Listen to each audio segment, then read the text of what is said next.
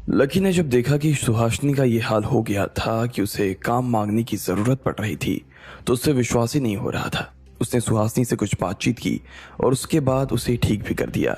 लेकिन जब वो काम मांगने लगी तो लकी ने उसे काम के लिए मना कर दिया। उसके पास में कोई काम नहीं था। लेकिन सुहासिनी टिकी रही और 3 दिन तक लगातार उस कॉटेज के बाहर खड़ी रही। आखिर में लकी को उसके ऊपर दया आ गई और उसने उसे काम पर रख लिया। लेकिन अब उसकी चिंताएं खत्म नहीं हुई थी।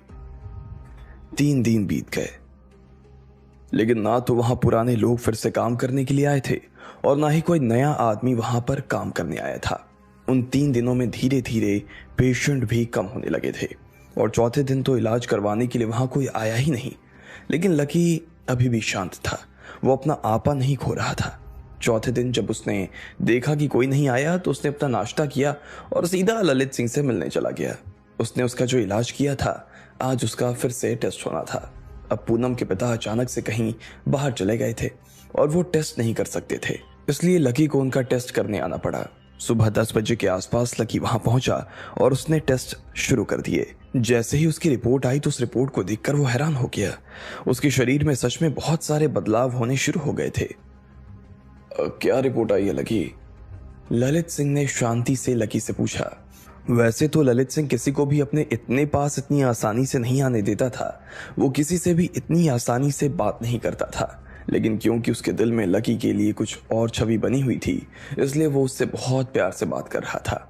लकी बस उसकी तरफ देखे जा रहा था और अभी तक उसने रिपोर्ट के मामले में कोई जवाब भी नहीं दिया था।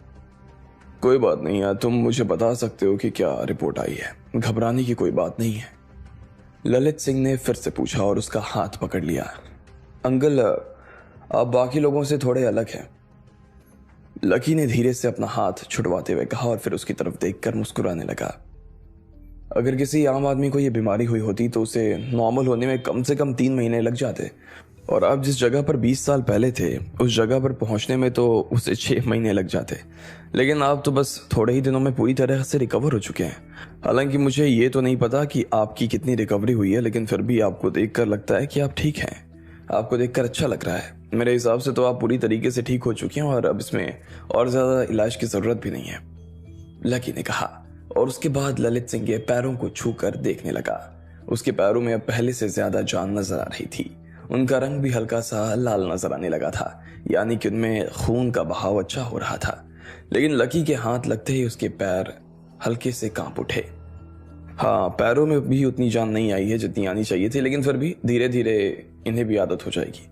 नसें काफी सालों से जमी पड़ी है ना, तो ऐसे में खून का बहाव वहां तक ठीक से आने में थोड़ा सा टाइम लगेगा, लकी ने कहा। तुम तो कमाल हो। अगर आज तुम नहीं होते तो शायद मैं ठीक नहीं हो पाता। तुम डॉक्टर नहीं हो, ये किसी से कहना मत। मैंने तुमसे अच्छा डॉक्टर तो अपनी जिंदगी में नहीं देखा है। अगर तुम नहीं होते तो पता नहीं मेरा क्या होता, ललित सिंह ने कहा। उसकी आंखें देखकर ऐसा लग रहा था जैसे वो लकी को मन ही मन बहुत पसंद कर रहा था। ललित जी, पता है कि मैं डॉक्टर नहीं हूं, लेकिन फिर भी मुझे जो ठीक लगा मैंने आपके साथ किया।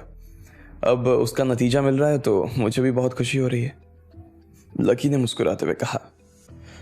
लकी, मैं तुम्हारा एहसान कैसे चुकाऊं मुझे समझ नहीं आ रहा। अगर मैं तुमसे नहीं मिला होता तो शायद मैं मर चुका होता। वैसे तो मैं सिर्फ एक जिंदा लाश ही था, लेकिन तुम्हारे आने की वजह से मेरी जिंदगी फिर से जिंदगी जैसी हो गई है। अब मुझे फिर से नई उम्मीदें बंधने लगी है। अब मैं फिर से जिंदा महसूस कर रहा हूँ लकी। पहले ऐसा लगता था कि दुनिया में सिर्फ अंधेरा है या मेरी आंखें खराब हो गई हैं, लेकिन अब ऐसा नहीं लग रहा है। सब कुछ साफ दिखाई दे रहा है, सब कुछ। मेरी आंखों ने इतना पहले कभी नहीं देखा जितना ये अभी देख रही है, और ये सब सिर्फ तुम्हारी वजह से हुआ है लकी। तुम्हारा दिल से शुक्रिया बेटा, ललित सिंह ने कहा और लकी की तरफ देखने लगा। लकी को उसका इस तरह से अपने आप को देखना पता नहीं क्यों थोड़ा अजीब सा लग रहा था। लकी को ऐसा लगता था कि ललित सिंह को जब से होश आया था तब से वो उसे काफी अजीब तरीके से देख रहा था। वो अभी भी लकी पर से नजर नहीं हटा रहा था। लकी ने इधर उधर देखना शुरू कर दिया। उसे थोड़ा सा अजीब लग रहा था। वो जैसे ही खड़ा होने ही वाला था कि इतने में ललित ने उसकी कलाई पकड़ ली और वो लकी को कहीं नहीं जाने देना चाहता था। जैसे ही लकी अपनी जगह से उठने लगा कि इतने में वो घबरा गया। लकी, आज का दिन अच्छा है ना? तुम्हें कहीं जाने की जल्दी तो नहीं है ना? ललित सिंह ने लकी से पूछा। लकी पहले तो उसके सवाल पर मुस्कुरा दिया और उसके बाद बोला, नहीं नहीं, मुझे कहीं नहीं जाना। मैं तो बस यहाँ आपसे ही मिलने के लिए आया था। अच्छा अच्छा, तो फिर क्या तुम मेरे साथ में मंदिर तक चल सकते हो? आज दिन बहुत सुंदर है और आज मुझे थोड़ा सा अच्छा महसूस भी हो रहा है। मैं ज़रा मंदिर में जाकर अगरबत्ती जलाना चाहता हूँ, ललित सिंह ने कहा। चलिए ठीक है, मुझे भी मंदिर गए हुए बहुत दिन हो गए, ललित ने कहा। इसके बाद लकी बाहर आ गया। ललित सिंह भी तैयार होने लगा था। बाहर खड़े होकर लकी को समझ में नहीं आ रहा था कि क्या सच में ललित सिंह मंदिर जाना चाहता था या फिर वो लकी के साथ बात करने का बहाना ढूंढ रहा था। खैर, लकी जब इस पहेली को सुलझाने की कोशिश कर ही रहा था कि इतने में ललित सिंह बाहर आ गया। लकी उसे लेकर पास के ही एक मंदिर में चला गया। वो लोग वहां पहुंचे और बाहर से चंदन की अगरबत्ती का पैकेट खरीद लिया। अंदर जाकर ललित सिंह ने भगवान के आगे हाथ जोड़े, अगरबत्ती जलाई और बस उनके सामने हाथ जोड़कर बैठ गए। उनके चेहरे को देखकर ऐसा लग रहा था जैसे वो काफी शांत हो गए थे। लकी को भी इतने दिनों बाद मंदिर आकर काफी अच्छा लग रहा था। उसने बैठे बैठे अपनी आंखें बंद कर ली। जैसे उसकी आंखें बंद हुई तो उसकी आंखों के सामने सबसे पहले राधिका की याद आई। राधिका का चेहरा उसकी आंखों के सामने घूम रहा था और उसके साथ उसे बिताए हुए पल याद आ रहे थे। अचानक से लकी को वो दिन याद आ गया जब ज्योति ने राधिका को पानी में डुबाया था। उस दिन को याद करते ही वो सिहर उठा था। फिर वो मन में घूमता हुआ अपनी माँ के पास चला गया। उसकी माँ अपने दोनों हाथ खोलकर उसे बुला रही थी और लकी भी उनकी बाहों में समा जाने के लिए पागल हुए जा रहा था। लेकिन पता नहीं किसी चीज ने उसे पीछे से रोका हुआ था। लकी, आजा बेटा। इतने में उसे किसी की भारी सी आवाज आई। उसने देखा कि उसकी माँ के पीछे से धीरे से उसके दादाजी निकल कर आए और उन्होंने लकी को एक चॉकलेट दिखानी शुरू कर दी। ये वही चॉकलेट थी जो लकी को बहुत पसंद थी। जब भी उसके दादाजी बेल्जियम किसी बिजनेस ट्रिप के लिए जाते थे तो हमेशा लकी के लिए वही चॉकलेट लेकर आते थे। लेकिन इस बार वो चॉकलेट की वजह से नहीं बल्कि अपने दादाजी की वजह से वहां भाग कर जाना चाहता था जहां वो दोनों खड़े हुए थे। लकी ने अपने आप को जोर से खींचा ही था कि इतने में कहीं से प्रफुल्ल आया और दादाजी के हाथ से वो चॉकलेट लेकर भाग गया। ये देखते ही लकी की आंखें खुल गई थी। उसकी सांस हल्की सी भारी हो रही थी। उसने आसपास देखा तो उसे याद आया कि वो अभी भी मंदिर में बैठा हुआ था और ललित सिंह उसके पास ही बैठा हुआ था। वो लकी को देखकर काफी मुस्कुरा रहा था। किसी बात से परेशान हो क्या? ललित सिंह ने पूछा। लकी ने उसके सवाल पर ना में सिर हिलाया और बस मुस्कुरा दिया। किसी चीज की याद आ रही है? उसने फिर से पूछा। लकी एक बार के लिए सन्न रह गया। उसे समझ नहीं आया कि ललित सिंह को कैसे ये पता चल गया कि वो अपने घर को याद कर रहा था। लेकिन उसने फिर से ना में अपना सिर हिला दिया था। मगर ललित सिंह तब तक भांप चुका था कि लकी को कुछ तो याद आ रहा था। ऐसे में वो खड़ा हुआ और उसने लकी के साथ चलना शुरू कर दिया। रास्ते में उसने पूछा, वैसे लकी, तुम्हारे परिवार में और कौन कौन है? मेरे घर में मेरे मम्मी पापा हैं, मेरे दादाजी हैं, इसके अलावा चाचा चाची हैं, भाई बहन, लंबा परिवार है काफी, लकी ने कहा। उससे फिर से अपने घर की याद आ रही थी लेकिन वो जानबूझकर ललित सिंह के सामने इसे दिखाना नहीं चाहता था। ये मंदिर तो काफी पुराना लग रहा है, लकी ने बात को बदलने के हिसाब से कहा। अच्छा, वैसे तुम्हारी शादी हुई या अभी? ललित सिंह ने उसे फिर से मुद्दे पर लाते हुए कहा। लकी इस सवाल से थोड़ा सा शर्मा गया। पता नहीं कब उसे जिंदगी में इस तरह से बात की थी। नहीं, शादी तो मतलब असल में मम्मी मेरे लिए ना लड़की देख रही है, लेकिन मैं किसी और को पसंद करता हूँ, लकी ने कहा। अच्छा, वैसे मुझे तुम्हारी पसंद पर तो कोई शक नहीं है। तुमने जो चुना होगा वो अच्छा इंसान ही होगा, ललित सिंह ने कहा और लकी की आंखों में देखने लगा। लकी को ऐसा लग रहा था जैसे वो उसकी आंखों से उसके मन में उतरता जा रहा था। लकी ने भी मुस्कुराकर उसकी बात पर हाँ में सिर हिला दिया। वैसे मैं तुम्हारे माँ बाप से मिलना चाहता हूँ। बहुत अच्छा बेटा पैदा किया है उन्होंने। मैं तुमसे पहले उन्हें ठीक से धन्यवाद देना चाहता हूँ। वो नहीं होते तो तुम नहीं होते और तुम नहीं होते तो मैं मंदिर नहीं आ पाता। ललित सिंह ने मजाक में कहा। वो देख पा रहा था कि लकी उसके सवालों और जवाबों से थोड़ा सा परेशान हो रहा था, लेकिन वो लकी को परेशान नहीं करना चाहता था। जी बिल्कुल, वो जब भी पटना आएंगे या मैं जब भी घर जाऊंगा तो आपको जरूर अपने साथ लेकर जाऊंगा, लकी ने कहा। तुम्हारी माँ को तो तुम्हारे ऊपर काफी गर्व होगा ना, बहुत नाजों से पाला होगा तुम्हें उन्होंने। वैसे कभी उन्होंने तुम्हें तुम्हारे बचपन के बारे में कुछ बताया? ललित सिंह ने अचानक से मुद्दे पर आते हुए कहा। लकी को इस सवाल की कोई उम्मीद नहीं थी और ना ही वो इसके पीछे का कारण समझ पा रहा था, लेकिन अब उसके लिए इसका जवाब देना जरूरी हो गया था। इसलिए उसने कहा, नहीं, ऐसा तो उन्होंने कभी नहीं बताया और मुझे भी अपने बचपन के बारे में कुछ ज़्यादा याद नहीं है। असल में मुझे बचपन में अपने माँ बाप के साथ गुजारने के लिए वक्त काफ़ी कम मिलता था। उनका लंबा चौड़ा बिजनेस था और उन दोनों को उससे ही फुर्सत नहीं मिल पाती थी। अक्सर बाहर ही रहते थे, इसलिए मुझे अपने बचपन का ज़्यादा कुछ याद नहीं है, लकी ने कहा। अचानक से उसे भी एहसास हुआ कि उसे सच में अपने बचपन के बारे में कुछ तो याद ही नहीं था। हाँ, मैं समझ सकता हूँ। कभी कभी माँ बाप को अपने बच्चों के भविष्य की इतनी चिंता होने लगती है कि वो उन्हें बचपन में वक्त ही नहीं दे पाते। मैं समझ सकता हूँ, लेकिन क्या वो तुमसे प्यार करते हैं? प्यार करते हैं मतलब? हर माँ बाप अपने बच्चों से तो प्यार तो करते ही हैं, लकी ने कहा। अब तक ललित ने जितने भी सवाल किए थे उनमें से ये सवाल उसे सबसे अजीब लग रहा था। उसे लग रहा था कि शायद ललित का शरीर तो ठीक से काम कर रहा था, लेकिन उसका मन अभी भी ठीक से काम नहीं कर रहा था। उसके सवाल उसके मन का हाल बता रहे थे। अरे हाँ, कौन माँ बाप अपने बच्चों से प्यार नहीं करते हैं? मैं भी ये कैसे सवाल कर रहा हूँ, ललित सिंह ने कहा और हंसते हुए नाम में सिर हिलाने लगा। उसके बाद वो दूर एक पहाड़ को देख रहा था। लकी भी उसकी नजर का पीछा करते हुए उस पहाड़ को देखने लगा, लेकिन उसे समझ नहीं आ रहा था कि वो वहां क्या देख रहा था। अब आगे क्या होने वाला था? क्या कहने वाला था ललित लकी से उसकी पहचान के बारे में? और क्या होगा जब लकी को यह सब पता चलेगा? आपको क्या लगता है, क्या होंगे इन सभी सवालों के जवाब? कमेंट बॉक्स में कमेंट करके हमें जरूर बताएं। और सभी सवालों के जवाब को जानने के लिए सुनते रहिए इंस्टा मिलियनेयर सिर्फ पॉकेट एफएम पर। लकी ललित सिंह की जांच करने के लिए उसके घर आ गया था।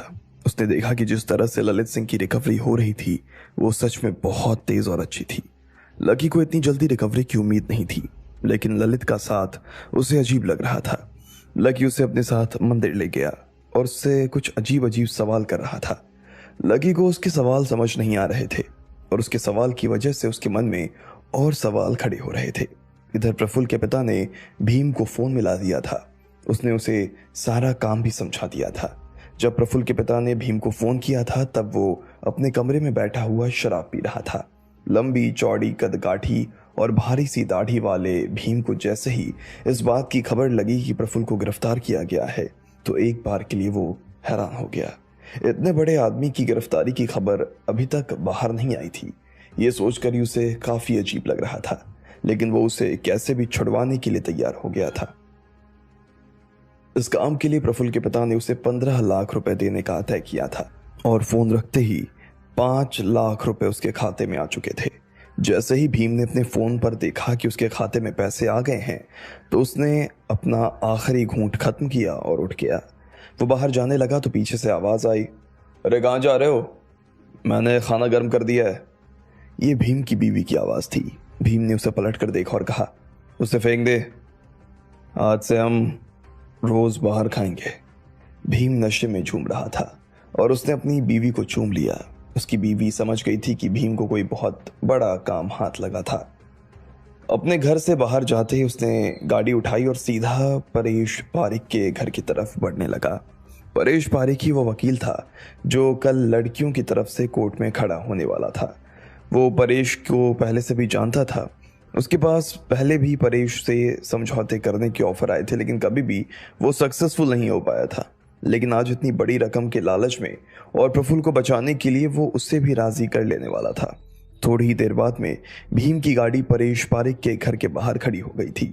चारों तरफ अंधेरा था और परेश के घर के बाहर का एक छोटा सा बल्ब जला हुआ था। वो एक आम सा दिखने वाला घर था। भीम ने अपनी गाड़ी लगाई और एक सिगरेट पी और परेश के घर की घंटी बजा दी। 2-3 बार घंटी बजाने के बाद में आखिर परेश बाहर आ गया। हाँ बोलो, किससे मिलना था? परेश ने नींद भरी आंखों से भीम की तरफ देखते हुए पूछा। वो उसे पहचान नहीं पा रहा था। आपसे ही मिलना था वकील साहब, पहचाना मुझे? भीम ने कहा। परेश ने जैसे ही चश्मा लगाया तो उसे भीम का चेहरा साफ नजर आने लगा था। उसे देखते ही उसके माथे पर चिंता की लकीरें नजर आने लगी। वो थोड़ा सा घबरा गया था और दरवाजा बंद करने के लिए उसने हैंडल भी पकड़ लिया था। अरे दरवाजा बाद में बंद कर लेना, पहले मेरी बात तो सुन लो। क्या बात करनी है? अरे अंदर नहीं बुलाओगे? बढ़िया ऑफर लेकर आया हूँ, चाय कॉफी कुछ तो पूछो। वैसे मैं इनमें से कुछ भी नहीं पीऊंगा क्योंकि अभी मैं भीम इसके बाद हंसने लगा और हाथ से बॉटल का इशारा किया। परेश को इस बात से चिढ़ हो रही थी। वो एक सेकंड भी उसे अपने घर के सामने बर्दाश्त नहीं करना चाहता था। जल्दी बोलो क्या बात है? परेश ने कहा। बात यह है परेश भाई कि कल आप पेशी पर नहीं जा रहे हैं, भीम ने कहा। यह सुनते ही परेश सन्न रह गया। वो समझ गया था कि भीम को यहाँ किसने भेजा था, लेकिन फिर भी वो इतनी जल्दी उसके झांसे में नहीं आने वाला था। और मुझे ये बताने वाले तुम कौन होते हो? उसने पूछा। मैं कौन होता हूँ? मैं तो भाई कोई नहीं होता हूँ, लेकिन पैसा तो बहुत कुछ होता है परेश भाई। अब कब तक ऐसे छोटे से मकान में रहोगे परेश भाई? मैं आपके लिए एक बढ़िया डील लाया हूँ, बस आप हाँ करो, फिर जहां कहोगे वहां आपको 4 कमरों का घर और एक बढ़िया सी गाड़ी दिलवा दूंगा। भीम ने उसे प्यार से समझाने की कोशिश की। मुझे किसी घर और गाड़ी की जरूरत नहीं है, तुम अपना टाइम खराब कर रहे हो, परेश ने कहा और फिर दरवाजा बंद करने लगा। परेश कौन है? इतने में पीछे से उसकी बीवी की आवाज आई। जब परेश इतनी देर तक अंदर नहीं आया था तो इतने में उसकी बीवी बाहर आ गई थी। उसने देखा कि गेट पर एक अजीब सा आदमी खड़ा हुआ था। उसे देखते ही ना जाने क्यों से ठीक नहीं लग रहा था। कुछ नहीं, दोस्त है मेरा, तुम अंदर जाओ और तुम चलो यहां से निकलो, परेश ने कहा। अरे ऐसे कैसे चला जाऊं भाई, भाभी जी के दर्शन किए बिना मैं कहीं नहीं जाने वाला, बिल्कुल सीताराम की सी जोड़ी है आपकी, भीम ने कहा और दरवाजे से अंदर आने लगा। भीम! परेश ने उसे रोकने की कोशिश की लेकिन वो नहीं रुका। परेश को एक कोने में धक्का देकर वो सीधा उसकी बीवी की तरफ भागा। वो डर गई और दरवाजा लगाने लगी। इधर भीम ने भी अपनी जेब से चाकू निकाल लिया और इससे पहले कि वो दरवाजा बंद कर पाती, भीम ने उसका हाथ पकड़ा और सीधा उसकी गर्दन पर चाकू टिका दिया। अब तो परेश भाई आप सच में कल पेशी पर नहीं जा पाएंगे, क्योंकि कल तो भाभी जी का, भीम ने कहा और चाकू को उसकी गर्दन पर फिराने का नाटक करके हंसने लगा। परेश घबरा गया।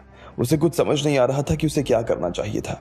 आगे मत आना, वहीं से खड़े खड़े बात करना, और जो मैं सुनना चाहता हूं वही कहना तो मुझे अच्छा लगेगा, भीम ने कहा और फिर हंसने लगा। परेश और उसकी बीवी घबराते हुए बस एक दूसरे को ही देख रहे थे। उधर जब उन लड़कियों के वकील के साथ में भीम इस तरह की हरकत कर रहा था तो इधर लकी भी घबराया हुआ सा ललित की तरफ देख रहा था। उसकी नजर अभी भी पहाड़ों पर ही टिकी हुई थी। मुझे लगता है कि हमें चलना चाहिए, मुझे और भी काम है, लकी ने उसके सवालों को टालने के हिसाब से कहा। लेकिन इतने में ललित ने उससे पूछा, अच्छा एक बात बताओ, अगर तुम्हारे सामने एक तरफ तुम्हारी असली माँ बाप खड़े हों जिन्होंने तुम्हें पैदा किया और दूसरी तरफ तुम्हारे वो माँ बाप हों जिन्होंने तुम्हें पाल पोस कर बड़ा किया, तो दोनों में से तुम किसके पास जाना पसंद करोगे? अपने सगे माँ बाप के पास या फिर उन दोनों के पास? लकी ये सवाल सुनकर अंदर तक हिल गया था। ये सब वो क्या पूछे जा रहा था? धीरे धीरे उसके सवाल लकी को खतरनाक से लगने लगे। ये आप क्या पूछ रहे हैं? मुझे कुछ, अरे मैं तो बस ऐसे ही पूछ रहा था।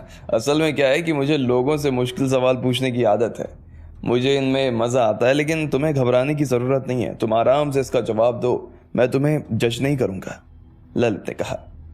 अब जिस तरह की सिचुएशन आप बता रहे हैं उस हिसाब से अगर मेरे सच में 2 माँ बाप होंगे तो मैं शायद अपने उन माँ बाप के साथ ज्यादा खुश रहूंगा जिन्होंने मुझे पाला पोसा है।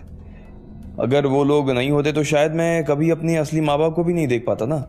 आज उन्हीं की वजह से मैं जिंदा हूं, तो मैं उन्हें दुखी करना पसंद नहीं करूंगा, लकी ने हिचकते हुए जवाब दिया। और जवाब देकर ही उसकी आंखें अचानक से उस पहाड़ पर चली गई। उसे लग रहा था कि उसने ललित के हिसाब से सही जवाब नहीं दिया था और इसी वजह से वो उससे नजर नहीं मिलाना चाहता था। कुछ देर के लिए उन दोनों के बीच में सन्नाटा छा गया। आसपास कोई आवाज नहीं आ रही थी। दोनों अपने कानों में हवा की गूंज को सुन पा रहे थे और उस हवा से दोनों के कानों में वो जवाब भी और ज्यादा गूंज रहा था। ललित जहां लंबी लंबी सांसें ले रहा था, वहीं लकी अपने नाखूनों को देख रहा था। लकी को ऐसा एहसास हो रहा था कि वहां कुछ तो खतरा था। वो उस खतरे के लिए तैयार हो गया। जैसे ही ललित सिंह ने उसका चेहरा देखा तो कहा, तुम्हारी इंस्टिंक्ट काफी अच्छी है, सच में यहाँ कुछ लोग हमारा पीछा कर रहे हैं। और इतना कहकर उसने अपना चाकू निकाल लिया। इससे पहले कि लकी अपने आसपास देख पाता कि कौन उसका पीछा कर रहा था, ललित ने सीधा वो चाकू एक पेड़ की तरफ चला दिया। चाकू सीधा एक आदमी को जाकर लगा जो उस पेड़ के पीछे छिपा हुआ था। वो छिपकर उन्हें देख रहा था और ललित ने मौका पाते ही चाकू उसकी गर्दन में घुसा दिया। नकाबपोश इंसान जब पेड़ के पीछे से बाहर आया तो उसने अपना नकाब उतार दिया। उन दोनों ने देखा कि वो एक लड़की थी और उसके अपने हाथ में 2 चाकू थे। ललित सिंह सिर्फ यहीं पर नहीं रुका, उसने अपने बाएं हाथ में चाकू निकाला और फिर से उसे चला दिया। इस बार वो चाकू एक आदमी को लगा जिसने सिलेटी रंग के कपड़े पहने हुए थे। वो भी एक पेड़ के पीछे ही छिपा हुआ था और इन दोनों को देख रहा था। उसने बचने की पूरी कोशिश की, लेकिन आखिर में उसका भी वही हाल हुआ जो उस लड़की का हुआ था। वो भी नीचे जमीन पर जाकर गिर गया और उसका चेहरा टेढ़ा हो गया था। ललित सिंह ने फिर से अपने कपड़ों में से कुछ चाकू निकाले और आसपास की दिशा में चलाना शुरू कर दिया। कुछ एक लोग और नीचे गिर गए और उनके शरीर में से खून बहने लगा। वो कुछ देर तक तड़पते रहे और आखिर में वो बेहोश हो गए। लकी ने ये देखा तो हैरान हो गया। उसे समझ नहीं आ रहा था कि ये लोग उसके पीछे क्यों लगे थे। वो खुद उन्हें खत्म कर देना चाहता था, लेकिन उससे पहले ही ललित ने उनका काम तमाम कर दिया। लेकिन उनमें से एक आदमी अभी भी सांस ले रहा था। ललित जब उसके पास चलते हुए आया तो उसे देखते ही वो आदमी घबरा गया। उसने हांफते हुए पूछा, तुम कौन हो और यहाँ कैसे? ललित ने उसका सवाल सुना तो पहले तो मुस्कुराने लगा और फिर उसने सीने पर पैर रखते हुए बोला, अपने बाप से कहना कि तुम चाहे कोई भी हो, कहीं से भी आए हो, लेकिन अगर तुमने लकी की तरफ आंख उठाकर भी देखा तो मैं तुम्हारी आंखें फोड़ दूंगा। उससे कह देना कि अगली बार उसने अपने आदमी मेरे या लकी के आसपास भेजे तो मैं खुद उससे बात करने उसके घर आ जाऊंगा। ललित सिंह ने कहा और सीधा अपना पैर चाकू के हत्थे पर जोर से मार दिया। वो चाकू उसके गले में अंदर तक उतर गया था और उसकी बची खुची सांस भी अब खत्म हो गई थी। लकी ने जब ललित सिंह को ऐसा कुछ करते देखा तो उसकी हैरानी की सीमा न रही। अभी तक वो देख रहा था कि उसके पैर पूरी तरीके से ठीक भी नहीं हुए थे और उसने यहाँ अपने ही पैर से चाकू उस आदमी के अंदर उतार दिया था। सच में ललित सिंह कोई छोटा मोटा आदमी नहीं था। उस आदमी के मरते ही उन दोनों के ऊपर आया हुआ खतरा टल चुका था। हालांकि कुछ एक और लोग उनके ऊपर हमला करने की फिराक में तो दिखाई दे रहे थे, लेकिन ललित का ये रूप देखकर वो लोग चुपचाप वहां से भाग निकले। जैसे ही वो लोग थोड़ा दूर पहुंचे, सब लोगों ने अपना फोन निकाल लिया और फोन मिलाना शुरू कर दिया। उनमें से एक नकाब वाली लड़की का फोन सबसे पहले लगा और उसने कहा, सर काम नहीं हो पाया, उन्होंने मंजीत को मार दिया है। क्या? मंजीत मारा गया? तो फिर तुम लोग कैसे जिंदा बच गए? उधर से उस आदमी ने सनकते हुए पूछा। इतने सारे लोगों को भेजने के बाद भी वो काम नहीं हो पाया था, ऐसा कैसे हो सकता था? सर वो सामने वाले के साथ में एक और आदमी था, वो बहुत तेज था और उसने 1 मिनट में हमारे आधे लोगों को खत्म कर दिया सर।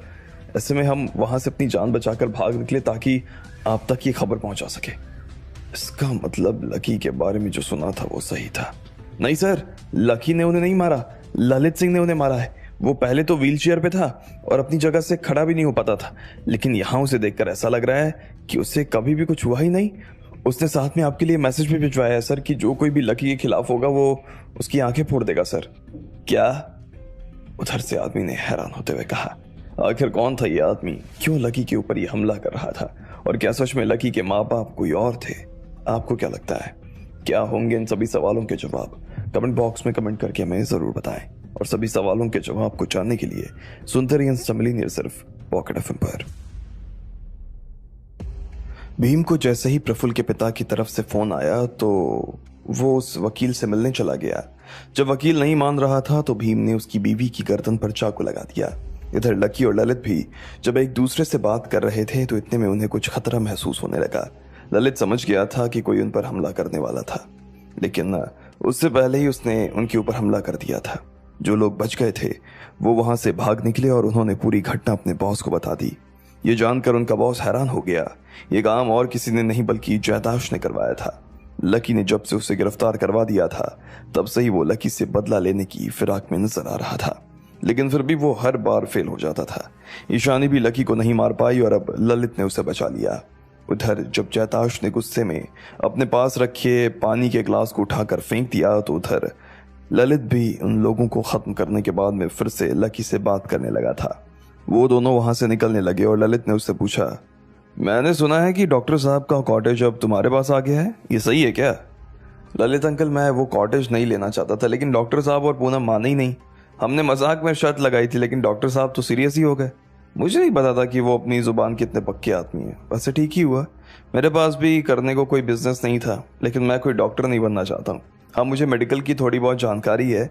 हमारे घर में बचपन से ही डॉक्टर हमें कुछ कुछ सिखाते रहते थे और उसके बाद एक वैद्य जी से मुझे काफ़ी कुछ सीखने को मिला, लेकिन मैं उसे अपना पेशा नहीं बनाना चाहता हूँ। वैसे भी ये रास्ता अपने आप में बहुत कठिन रास्ता है। मुझे लोगों से लड़ने में डर नहीं लगता, लेकिन उनका इलाज करने में लगता है। और फिर जिस दिन मैं कॉटेज पहुंचा तो वहाँ के सारे डॉक्टर्स और स्टाफ ना वहाँ से कॉटेज छोड़कर चले गए। अब आप ही बताओ, मेरे जैसा आदमी उस जगह को कैसे चला सकता है? लकी ने मुस्कुराते हुए कहा। उसे उन सभी के वापस लौट आने की कोई उम्मीद अब नजर नहीं आ रही थी, और जिस तरह से लकी ने उन्हें वहां से रवाना किया था वो खुद भी उन्हें बुलाने वाला नहीं था। तो फिलहाल वो कॉटेज बिल्कुल बंद पड़ा हुआ है, वहां पर कोई काम नहीं हो रहा और ना ही वहां पर कोई रह रहा है।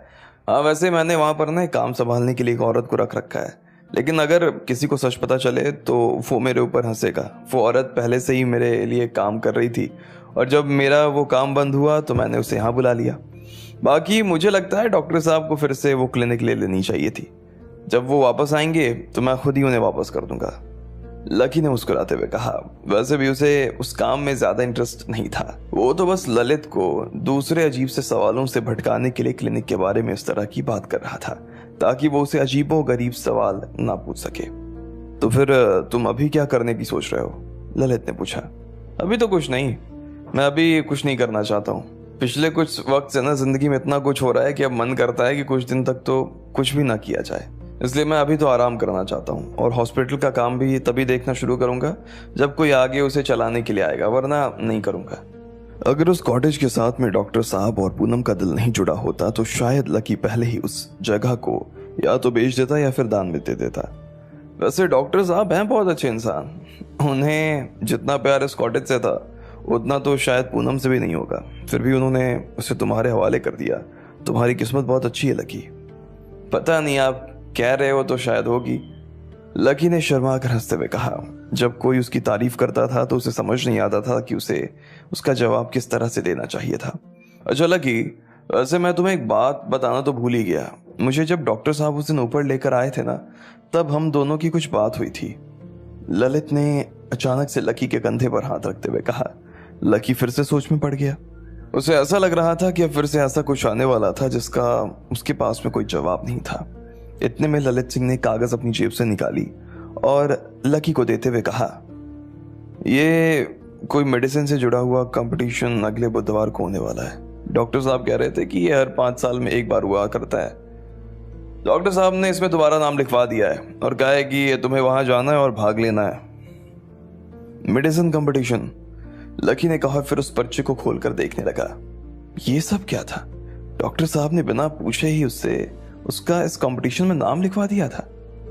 मैंने अभी तो कहा था कि मैं डॉक्टर नहीं हूं, मैं बस ऐसे ही लोगों का इलाज कर देता हूं, और वो भी सबका नहीं, बस उनका जिनका मुझे लगता है कि मुझे इलाज करना चाहिए या जो थोड़ा मुसीबत में होते हैं। लेकिन मैं ये मेडिसिन के कंपटीशन में नहीं जाना चाहता हूं, लकी ने कहा। उसके हिसाब से वो इन सब चीजों के लिए नहीं बना था। वैसे भी उसके पास में कोई डिग्री नहीं थी तो वहां जाना बेकार था, लेकिन फिर भी उसे समझ नहीं आ रहा था कि डॉक्टर साहब उसे भेजने के लिए इतने उतावले क्यों हो रहे थे। आखिर वो उसे चाहते क्या थे? अरे डॉक्टर साहब का कहना था कि तुम्हें इसमें जाना चाहिए और देखना चाहिए, हो सकता है तुम्हारा इस काम में इंटरेस्ट जाग जाए और फिर मुझे लगता है कि तुम वहां पर आराम से जीत कर तो आ सकते हो। ललित ने लकी के कंधे को थपथपाते हुए कहा। वो देख पा रहा था कि लकी काफी कंफ्यूज नजर आ रहा था और ऐसे में उसे सहारे की सख्त जरूरत थी। वैसे भी वहां पर जीतना कोई छोटी बात नहीं है।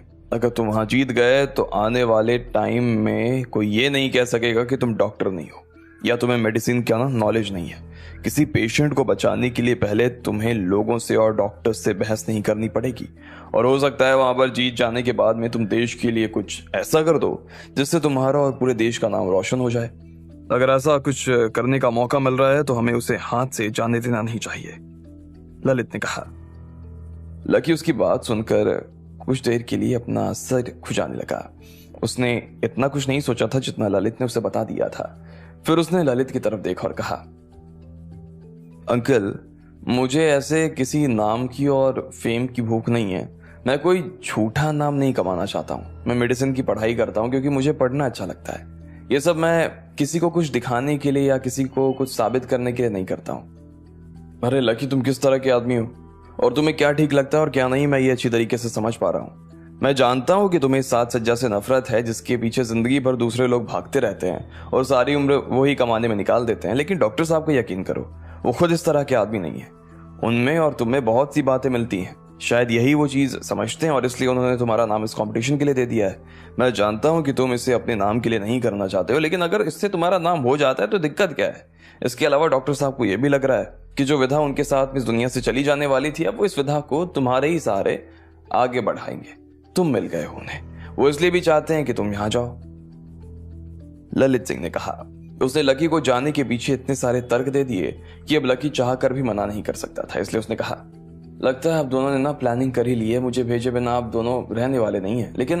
लेकिन क्या बात है लकी, जरा सोचो, जब तुम्हारे माँ बाप तुम्हें उस प्लेटफॉर्म पर देखेंगे तो उन्हें कितनी खुशी होगी। ललित ने उसकी हिचक को दूर करने के लिए कहा। माँ बाप का नाम सुनते ही अब लकी के पास में देने के लिए कोई जवाब बाकी नहीं रह गया। अब वो इस मामले में कुछ कह नहीं सकता था, इसलिए उसने हाँ में सिर हिला दिया। वो वहां जाने को राजी हो गया था। शाबाश, बहुत अच्छे, मुझे तुम्हारी यही बात तो सबसे अच्छी लगती है, ललित ने कहा और फिर दोनों नीचे उतरने लगे। जैसे ही वो लोग नीचे आने को थे कि इतने में ललित का फोन बजने लगा। उसने देखा कि डॉक्टर साहब का फोन था। ललित, तुमने लकी को कंपटीशन में पार्ट लेने के लिए राजी कर लिया है ना? उसने मना तो नहीं किया? डॉक्टर साहब ने ललित से पूछा। अरे हाँ डॉक्टर साहब, शुरुआत में तो वो मना कर रहा था, लेकिन बाद में मैंने उसे राजी कर लिया है। चलो ये तो अच्छा हुआ, अब मेरे काम को आगे बढ़ाने वाला कोई तो आ गया है, डॉक्टर ने खुशी खुशी कहा। थोड़ी देर बाद में वो लोग नीचे आ गए, लेकिन इस बीच भी ललित के लकी से सवाल थमे नहीं थे। वो अलग अलग चीजों के बारे में लकी से सवाल किए जा रहा था और लकी भी उसके जवाब दिए जा रहा था। वहां लगभग दोपहर होने को आई थी। आज खास दिन होने की वजह से मंदिर में पहले से बहुत सारे लोग आए हुए थे। वो सभी मंदिर के नीचे खड़े होकर फोटो ले रहे थे, बातें कर रहे थे और हंस भी रहे थे। लकी और ललित को भी इतना अच्छा माहौल देखकर खुशी हो रही थी। लकी को ऐसा लग रहा था कि वो काफी दिनों बाद में ठीक से सांस ले पा रहा था। जैसे ही वो लोग अपनी घर की तरफ बढ़ने लगे तो आधे रास्ते में उन दोनों को किसी के चिल्लाने की आवाज आई। वह आवाज बहुत तेज थी और उसे सुनते ही लकी पीछे पलटकर उसे देखने लगा। उसने देखा कि 5 लोगों का एक परिवार भी मंदिर से नीचे उतर रहा था। उसमें 2 बूढ़े लोग थे, एक जवान जोड़ा था और एक छोटा सा बच्चा। बच्चे को देखकर ऐसा लग रहा था कि वो अभी भी 1 साल का नहीं हुआ था, लेकिन उसके माँ बाप को देखकर लकी को पता नहीं कुछ अजीब सा महसूस हो रहा था। वो आदमी बहुत ही बेचैन सा नजर आ रहा था और उसकी माँ भी बहुत घबराई हुई दिख रही थी। उसने अपने बच्चे को कसकर थामा हुआ था, जैसे कोई उनका बच्चा छीनकर ले जाने वाला हो। हालांकि वो बच्चे को शांत करवाने की पूरी कोशिश कर रही थी, लेकिन फिर भी वो बच्चा चिल्लाए जा रहा था और रोए जा रहा था। वो उसे पानी पिलाने की कोशिश कर रही थी, लेकिन बच्चा बॉटल के पास में आते ही अपना मुंह दूर कर लेता था और फिर जोर जोर से रोने लगता था। ऐसा नहीं लग रहा कि बच्चा कुछ ज्यादा ही जोर से रो रहा है? ललित ने लकी की तरफ देखते हुए पूछा। उसे भी ऐसा लग रहा था कि बच्चे के शरीर में किसी ने ढेर सारी सुई चुभो दी थी और वो दर्द के मारे चिल्ला रहा था। न सिर्फ उन दोनों को, बल्कि वहां खड़े सभी लोगों को ऐसा ही लग रहा था। जब उस लड़की की सास ने उसे देखा और फिर आसपास इतने सारे लोगों को उनकी तरफ देखते हुए देखा तो उसका चेहरा गुस्से के मारे लाल हो गया और उसने गुस्से में अपनी बहू की पीठ पर एक जोरदार चपत लगाते हुए कहा, कर क्या रही हो? वो परेशान हो रहा है और तुमसे चुप करवाते नहीं बन रहा। बच्चे को भूख लगी और तुम उसे पानी पिला रही हो, तमाशा बनाकर रख दिया है। इसके बाद में दादी ने उस बच्चे की तरफ देखा और उसे भी आंख दिखाकर डराने लगी। इतने में उसके ससुर ने भी उसे देखा और कहा, मैं तो पहले ही कह रहा था कि इसे बाहर मत आने दो, पंडित ने कहा है कि ये सबकी जान ले लेगी, तुमने लेकिन माना ही नहीं। इसके चक्कर में पता नहीं और कितने मंदिरों में जाना पड़ेगा। ये सुनते ही वो दोनों लड़का लड़की को गुस्सा आने लगा। लकी को भी उसका बर्ताव अजीब सा लग रहा था। आखिर कौन थे वो लोग और क्या दिक्कत हो रही थी उस बच्ची को? आपको क्या लगता है, क्या होंगे इन सभी सवालों के जवाब? कमेंट बॉक्स में कमेंट करके हमें जरूर बताएं और सभी सवालों के जवाब को जानने के लिए सुनते रहिए इंस्टा मिलेनियल सिर्फ पॉकेट एफएम पर। लकी और ललित उन लोगों से निपटकर फिर से नीचे की तरफ आने लगे थे। जैसे जैसे वो उतरते जा रहे थे वैसे उन दोनों की बातें भी बढ़ती जा रही थी। लकी को अब ललित से बात करने में ज्यादा दिक्कत नहीं हो रही थी, लेकिन जैसे ही वो लोग नीचे आए तो उन्होंने देखा कि एक बच्चा बहुत जोर से रो रहा था।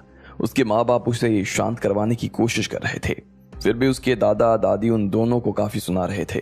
उस बच्ची के रोने की वजह से वहां एक बहुत बड़ा तमाशा खड़ा हो गया था, जो कि उन दोनों को जरा भी पसंद नहीं आ रहा था। इतने में बेटा बीच में आया और उसने उन दोनों को शांत करवाते हुए कहा, आप लोग ऐसी बातें मत कीजिए, उस पर हाथ क्यों उठा रहे हैं? वो चुप करवाने की कोशिश कर रही है ना, और तुम क्या कर रही हो? उसे भूख लग रही है। उस आदमी ने अपने माँ बाप से बात करने के बाद में अपनी पत्नी से भी कड़े शब्द में कहा। वो भी नहीं चाहता था कि उस बच्ची की वजह से अब उन दोनों का और मजाक बने। लेकिन फिर जैसे ही वो बच्ची और जोर से रोने लगी तो उसके पति को गुस्सा आया और उसने अपनी ही पत्नी को एक तमाचा मार दिया। उसके गाल पर उसकी उंगलियों के छाप पड़ गए थे और वो सीढ़ियों से गिरते गिरते ही बची थी। लेकिन उस दौरान भी उसने उस बच्ची को बहुत कसकर पकड़ा हुआ था। वो उसे कुछ भी नहीं होने देना चाहती थी। उसने उसे पैदा किया था, ऐसे कैसे वो उसके ऊपर किसी तरह की आंच आने दे सकती थी। जब वहां खड़े हुए लोगों ने ये सब देखा तो उन्हें उन तीनों से चिढ़ होने लगी। वो बेचारी बच्ची को अकेले चुप करवाने की कोशिश कर रही थी और ये तीनों उसे पीट रहे थे। उस भीड़ में जो महिलाएं थी उन्हें तो और ज्यादा गुस्सा आने लगा। अगर उनके घर वालों ने उन्हें नहीं रोका होता तो अभी तक तो वो जाकर उन तीनों को सबक सिखा देती। जा यहां से जा। इतने में उसकी सासू मां ने फिर से उसे धक्का दे दिया और वो परिवार आगे बढ़ने लगा। लकी को समझ में नहीं आ रहा था कि आखिर वो उस बच्ची और उसकी मां के साथ में ऐसा क्यों कर रहे थे। जब वो लोग चलते रहे और फिर भी उन लोगों ने उस औरत को दुत्कारना बंद नहीं किया तो इतने में लकी उन लोगों के पास में आया और बोला, रुको। उसने उन पांचों का रास्ता रोक लिया था। जैसे ही उस बूढ़े आदमी ने लकी को अपने रास्ते में खड़े देखा तो वो हिचक गया। फिर उसने गुस्से में कहा, तुम्हारा दिमाग खराब है क्या? ऐसे रास्ता रोक कर कौन खड़ा होता है? चुपचाप हमारा रास्ता छोड़ो। देखो, दिमाग खराब मेरा नहीं तुम्हारा खराब है और तुम्हें इसका इलाज करवाने की भी जरूरत है। लकी ने उसकी आंखों में देखते हुए कहा, साले है कौन तू? जानता भी है किससे बात कर रहा है? आगे नीचे कर। उस बूढ़े को लकी की बात सुनकर बहुत गुस्सा आ रहा था। उसके बेटे को भी अपने पिता के लिए इस तरह की बात सुनकर गुस्सा आ गया और उसने लकी के सामने आते हुए कहा, पापा से इस तरह की बात करने की जरूरत नहीं है, माफी मांग। उसने कहा, माफी मांगू? वो भी मैं? हाँ, तू अकड़ने की जरूरत नहीं है, माफी मांग वरना ठीक नहीं होगा। देख, मैं कोई माफी नहीं मांगने वाला हूं, तुझे जो करना है कर सकता है। लकी ने कहा, ए भाई, क्या तमाशा लगा कर रखा है? ऐसे बीच में आकर खड़ा हो गया, ऊपर से बदतमीजी कर रहा और फिर माफी भी नहीं मांग रहा। शांति से बोलना, तुझे क्या दिक्कत है? इतने में उसकी मां ने उन दोनों के बीच में आते हुए कहा, तमाशा मैंने लगाया हुआ है, आप लोग तमाशा कर रहे हैं। आपको दिख नहीं रहा वो बच्ची छोटी है बेचारी, वो कब से उस बच्ची को चुप करवाने की कोशिश कर रही है, लेकिन आप उल्टा उसे मार रहे हो। मार रहे हैं? क्या मतलब तेरा मार रहा है? और तू होता कौन है हमारे मामले में बीच में बोलने वाला? मैं कोई होता नहीं हूं भाई, लेकिन तुम ये तो देखो कि वो छोटी बच्ची है, परेशान हो रही है, गर्मी लग रही होगी, भूख लग रही होगी, और तुम लोग हो कि उसकी माँ को इस तरह से मार रहे हो, चिल्ला रहे हो, उसे परेशान कर रहे हो। अगर वो बच्ची रो रही है तो उसमें उसकी माँ की क्या गलती है? लकी ने पूछा। जैसे ही लकी ने यह कहा कि इतने में आसपास जो लोग खड़े हुए थे और जो उनके पास में आने की कोशिश कर रहे थे वो सभी लकी को घेर कर खड़े हो गए। उनमें से कुछ ने तो अपने फोन भी निकाल लिए थे और फोटो खींचने और वीडियो बनानी शुरू कर दी थी। इतने में उस लड़की की सास को गुस्सा आया और उसने अपने सामने इतनी भीड़ को देखते हुए कहा, ये क्या मार रहे थे बोलकर लोगों को हमारे खिलाफ भड़का रहे हो? बेकार में हमें परेशान करने की जरूरत नहीं है। ना तो हमने बेटी को मारा है, ना ही इसके ऊपर हाथ उठाया है। उसे भूख लग रही थी तो इसकी माँ को इस चीज का ध्यान रखना चाहिए था ना। अब वो चिल्लाएगी, शोर मचाएगी तो हम बोलेंगे भी नहीं क्या? ऐसे तो ये बच्ची को कैसे बड़ा कर पाएगी? और तुम्हें बेकार में बीच में आकर बकवास करने की जरूरत नहीं है। अगर कुछ पता नहीं है तो नेतागिरी मत करो, हमारे बीच में बोलना तुम्हारे लिए अच्छा नहीं होने वाला। उस औरत ने कहा और फिर उसका बूढ़ा पति भी उसके समर्थन में आकर खड़ा हो गया। वो दोनों गुस्से से लकी को घूरते हुए देख रहे थे। वो महिला जो अभी तक ये सब सह रही थी, उसने भी लकी की तरफ देखा और कहा, भैया ऐसा कुछ नहीं हुआ है जैसा आप समझ रहे हैं। इन लोगों ने हम दोनों में से किसी को भी नहीं मारा है। इन दोनों में से किसी ने हमारे ऊपर हाथ भी नहीं उठाया। आपको शायद गलतफहमी हो गई है। लकी ने जैसे ही उस लड़की के मुंह से ये सुना तो हैरान हो गया। उसे अपने कानों पर विश्वास नहीं हो रहा था। ये सब होता हुआ उसने अपनी आंखों से देखा और इसलिए वो उस लड़की की तरफ से इन लोगों के रास्ते में आकर खड़ा हो गया। अगर ऐसा नहीं होता तो उसे भी जबरदस्ती हीरो बनने का कोई शौक नहीं था। लेकिन फिर लकी को लगा कि बेकार में तमाशा बढ़ाने से कोई मतलब नहीं था। उन लोगों के बात करने के बीच में बच्ची का रोना बंद नहीं हुआ था। उसे इन लोगों के आसपास के झगड़े से ज्यादा उस बच्ची की चिंता थी। इसलिए उसने कहा, ठीक है, मुझसे गलती हो गई, इन्होंने आप दोनों के साथ में कुछ नहीं किया, लेकिन फिर भी बच्ची परेशान हो रही है। मैं एक डॉक्टर हूँ, पास में एक कॉटेज में हॉस्पिटल चलाता हूँ, क्या मैं बच्ची को देख सकता हूँ? नहीं, तुम इस बच्ची को इसके हाथ नहीं देना। इतने में सास ने भभकते हुए कहा और फिर लकी की तरफ देखते हुए बोली, ये आदमी अच्छा आदमी नहीं है, मेरी बेटी को नजर लगा देगा, हो सकता है ये हमारे हाथ से बच्चा लेकर भी भाग जाए। हाँ, वैसे भी आजकल बहुत से लोग बच्चे चुराने का काम करने लगे हैं, उसके ससुर ने भी अपनी बीवी का साथ देते हुए कहा। इसके बाद सास ने अपनी बहू की पीठ को थपथपाया और उसे आगे चलने का इशारा कर दिया। लेकिन बच्ची की माँ आगे नहीं जाना चाहती थी। वो लकी को अपना बच्चा दे भी नहीं पा रही थी, लेकिन वो बिना उसे दिखाए वहां से जाना नहीं चाहती थी। आप लोग गलत समझ रहे हैं, यहाँ पर इतने सारे लोग खड़े हैं, अगर मैं चाहूँ तो भी इतने सारे लोगों के बीच में से इस बच्ची को लेकर नहीं भाग सकता हूँ। और आप क्या चाहते हैं कि रो रो कर आपकी बच्ची के गले की नसें फट जाएं और उसमें से खून आने लगे, या उसके पेट में गांठ होनी शुरू हो जाए? लकी ने उन्हें शांति से समझाने की कोशिश करते हुए कहा। जैसे ही वहां खड़े हुए बाकी लोगों ने लकी की बात सुनी तो उन्हें उसकी बात काफी ठीक लगी। बहन, वो सही कह रहे हैं, डॉक्टर को एक बार दिखा लो कि उसे क्या दिक्कत हो रही है। हम भी देख रहे हैं कि बच्ची काफी देर से रो रही है, जरूर उसे कुछ हो रहा होगा। हाँ हाँ, देख लेने दो, कोई चिंता की बात नहीं है, हम सभी तो यहीं खड़े हैं, ये जाकर भी कुछ नहीं कर पाएगा।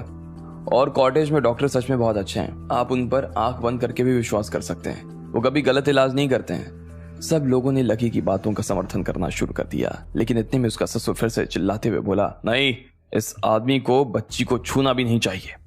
वो यहाँ से निकलने की कोशिश करने लगा, लेकिन इतने में वहां खड़े हुए लोगों ने इस बार उसका रास्ता रोक लिया। लकी ने भी इतने में बच्ची की मां की तरफ देखा और कहा, देखो, मैं समझ सकता हूं कि इन लोगों से आप अपने आप को नहीं बचा सकती हो, लेकिन क्या आप इनसे अपनी बच्ची को भी नहीं बचाना चाहती हो?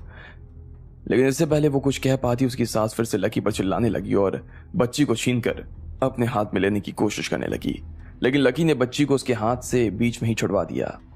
इसके बाद उसने बच्ची को अपने हाथ में थाम लिया और पास की एक दुकान से एक चटाई लेकर बच्ची को उसके ऊपर लेटा दिया। सास जब फिर से लकी की तरफ बढ़ने की कोशिश करने लगी तो इतने में सारी भीड़ लकी को घेर कर खड़ी हो गई। लकी नीचे बैठा और लड़की के हाथों को देखने लगा। वो उसकी नब्ज देखकर ही उसकी बीमारी पहचान गया और इससे पहले कि वो लोग और हल्ला मचाते, लकी ने उसका हाथ उठाया और देखा कि उसकी बगल में एक सुई लगी हुई थी। लकी ने अपने नाखून से उसकी सुई को खींचकर बाहर निकाल दिया। उसके शरीर में से हल्का सा खून आने लगा। जो लोग इस दृश्य को देख रहे थे उन्हें थोड़ा बुरा तो लग रहा था, लेकिन बच्ची के लिए इस वक्त इससे ठीक और कुछ नहीं हो सकता था। वो बच्ची और जोर से रोने लगी।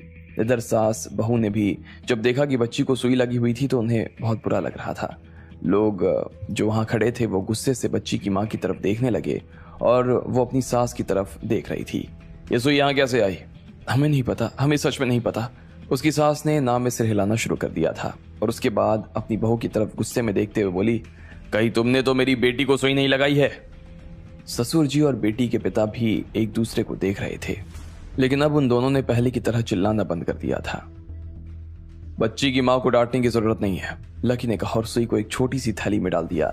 इसके बाद वो अपनी जगह से खड़ा हुआ, बच्ची को अपनी गोद में लिया और बोला, मुझे तो लग रहा है कि ये सुई आपने ही से चुभ हुई है। तुम्हारा दिमाग खराब है क्या? मैं उसकी दादी हूं, मैं उसके साथ में ऐसा क्यों करने लगी? लकी को उसकी बात सुनकर हंसी आने लगी। वो देख पा रहा था कि औरत झूठ बोल रही थी और इस बात को साबित करने के लिए उसने कहा, मैं बताता हूँ आपने ये सब क्यों किया होगा। बच्ची तो अभी छोटी सी और माँ भी शायद पहली बार ही उसे लेकर घर से निकली होगी। ऐसे में आप इन दोनों को अपने साथ मंदिर लेकर आए होंगे। अगर मैं सही सोच रहा हूँ तो आप यहाँ मंदिर में अपने लिए एक पोता मांगने आई होंगी ताकि आपका वंश आगे बढ़ता रहे, और आपको किसी ने पंडित ने टोटका बताया होगा कि जो आपने पोते पाने के चक्कर में इस बच्ची के साथ किया होगा। मैं ठीक कह रहा हूँ ना? लकी ने उस बुढ़िया की आंखों में देखते हुए पूछा। लकी की बात सुनकर वो सक पका गई और कुछ नहीं कह पाई, लेकिन लोगों ने लकी की बात का सपोर्ट करना शुरू कर दिया। उन सब के हिसाब से वो सही कह रहा था। उस मंदिर में इस तरह की प्रथा चलती थी कि अगर आप बच्ची को अपने साथ लेकर आते हो और आपको एक लड़का चाहिए तो बच्ची की बगल में सुई चुभो दो। वो रोती रोती नीचे उतरेगी और उसकी रोती हुई आवाज सुनकर एक बच्चा आपकी तरफ आने लगेगा। ये बात सुनने में इतनी ही वाहियात लग रही थी कि तभी लोगों ने उस बुढ़िया को गाली देनी शुरू कर दी। उन्हें विश्वास नहीं हो रहा था कि कोई अपनी पोती के साथ में भी ऐसा कुछ कर सकता था, लेकिन बुढ़िया पुराने ख्यालातों की लग रही थी और पोते के लिए लालची भी।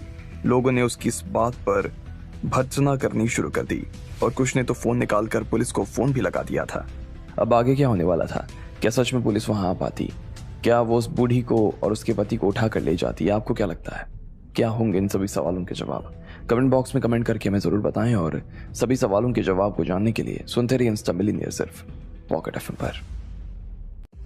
लकी ने जैसे ही देखा कि वो परिवार माँ बेटी के साथ में बदतमीजी कर रहा था तो इतने में उसने उसका रास्ता रोक लिया।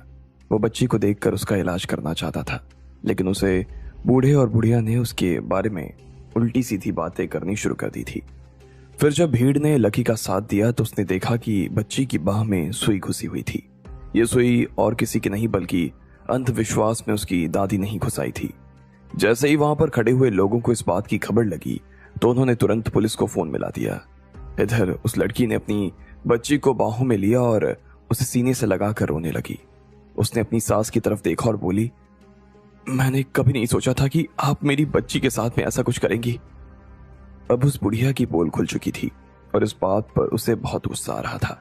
उसने गुस्से में लकी की तरफ देखा और बोली, साले तूने मेरी नाक काट दी, मैं तुझे छोड़ूंगी नहीं, इस बात का तो मैं बदला लूंगी तुझसे। अरे आप मेरा कुछ नहीं बिगाड़ पाओगी, ये जो सुई आपने बच्ची के बाह में चुभोई है ना, इसके ऊपर आपकी उंगली के निशान है। अगर आपने इसे नहीं चुभाया है तब कोई बात नहीं, लेकिन अगर आपने इसे चुभाया होगा तो पुलिस इस पर लगे हुए निशान लेगी और फिर पुलिस आपको जेल में डालेगी, लकी ने कहा। उसकी बात सुनते ही उस बुढ़िया के होश उड़ गए। डर के मारे उसके चेहरे का रंग भी उड़ गया था। इतने में बच्ची की मां ने फिर से उसे फटकारते हुए कहा, मेरी बच्ची कितनी छोटी है, आप इसको सुई चुभाने के बारे में सोच भी कैसे सकती हैं? चुप कर, बकवास करने की जरूरत नहीं है। चप्पड़ चप्पड़, मेरी बच्ची, क्या है तेरी बच्ची में ऐसा? तुझसे हमें उम्मीद थी कि तू हमें एक लड़का देगी। कितने सालों से हम इस चीज का इंतजार कर रहे थे कि तुम हमारे घर में एक लड़का लेकर आएगी, लेकिन तुझसे एक छोटा सा काम भी नहीं हुआ। अगर तू हमें लड़का नहीं दे सकती तो हमारे किस काम की? कल को हम ऊपर जाएंगे तो अपने पूर्वजों को क्या मुंह दिखाएंगे? मेरा परिवार अब एक और लड़की बर्दाश्त नहीं कर सकता। हमारे पास में इतना पैसा है, वो कल को हम किसे देकर जाएंगे? बांध कर तो नहीं रख सकते ना। और तुम अपने काम से काम रखो, ज्यादा हीरो बनने की जरूरत नहीं है। बुढ़िया ने पहले अपनी बहू को फटकारा और फिर लकी की तरफ देखकर चिल्लाने लगी, ये मेरा और मेरे परिवार का मामला है, तुम्हें इस बीच में बोलने की कोई जरूरत नहीं है। हमने जो किया वो अपने परिवार के लिए किया। अगर ये गलत भी है तो हमें कोई दिक्कत नहीं, लेकिन कल को अगर हमें ये बेटा नहीं दे पाई तो इसकी जिम्मेदारी तुम लोगे। बोलो। ये कॉटेज के नाम की हेकड़ी दिखाने की जरूरत नहीं है। तुमको क्या लगता है कॉटेज के नाम से कुछ भी कर लोगे? 5 मिनट में तुम्हारा कॉटेज उजाड़ कर फेंक दूंगी। और मैंने क्या गलत किया जो तुझसे एक पोते की उम्मीद कर ली? तो हाँ, मुझे एक पोता चाहिए बस। बता इसमें क्या गलत है? बहुत जुबान चल रही है, अब बोल, उसकी सास ने कहा। और इससे पहले कि वो अपनी बात पूरी कर पाती, इतने में एक पानी की बोतल उसके गाल से टकरा गई।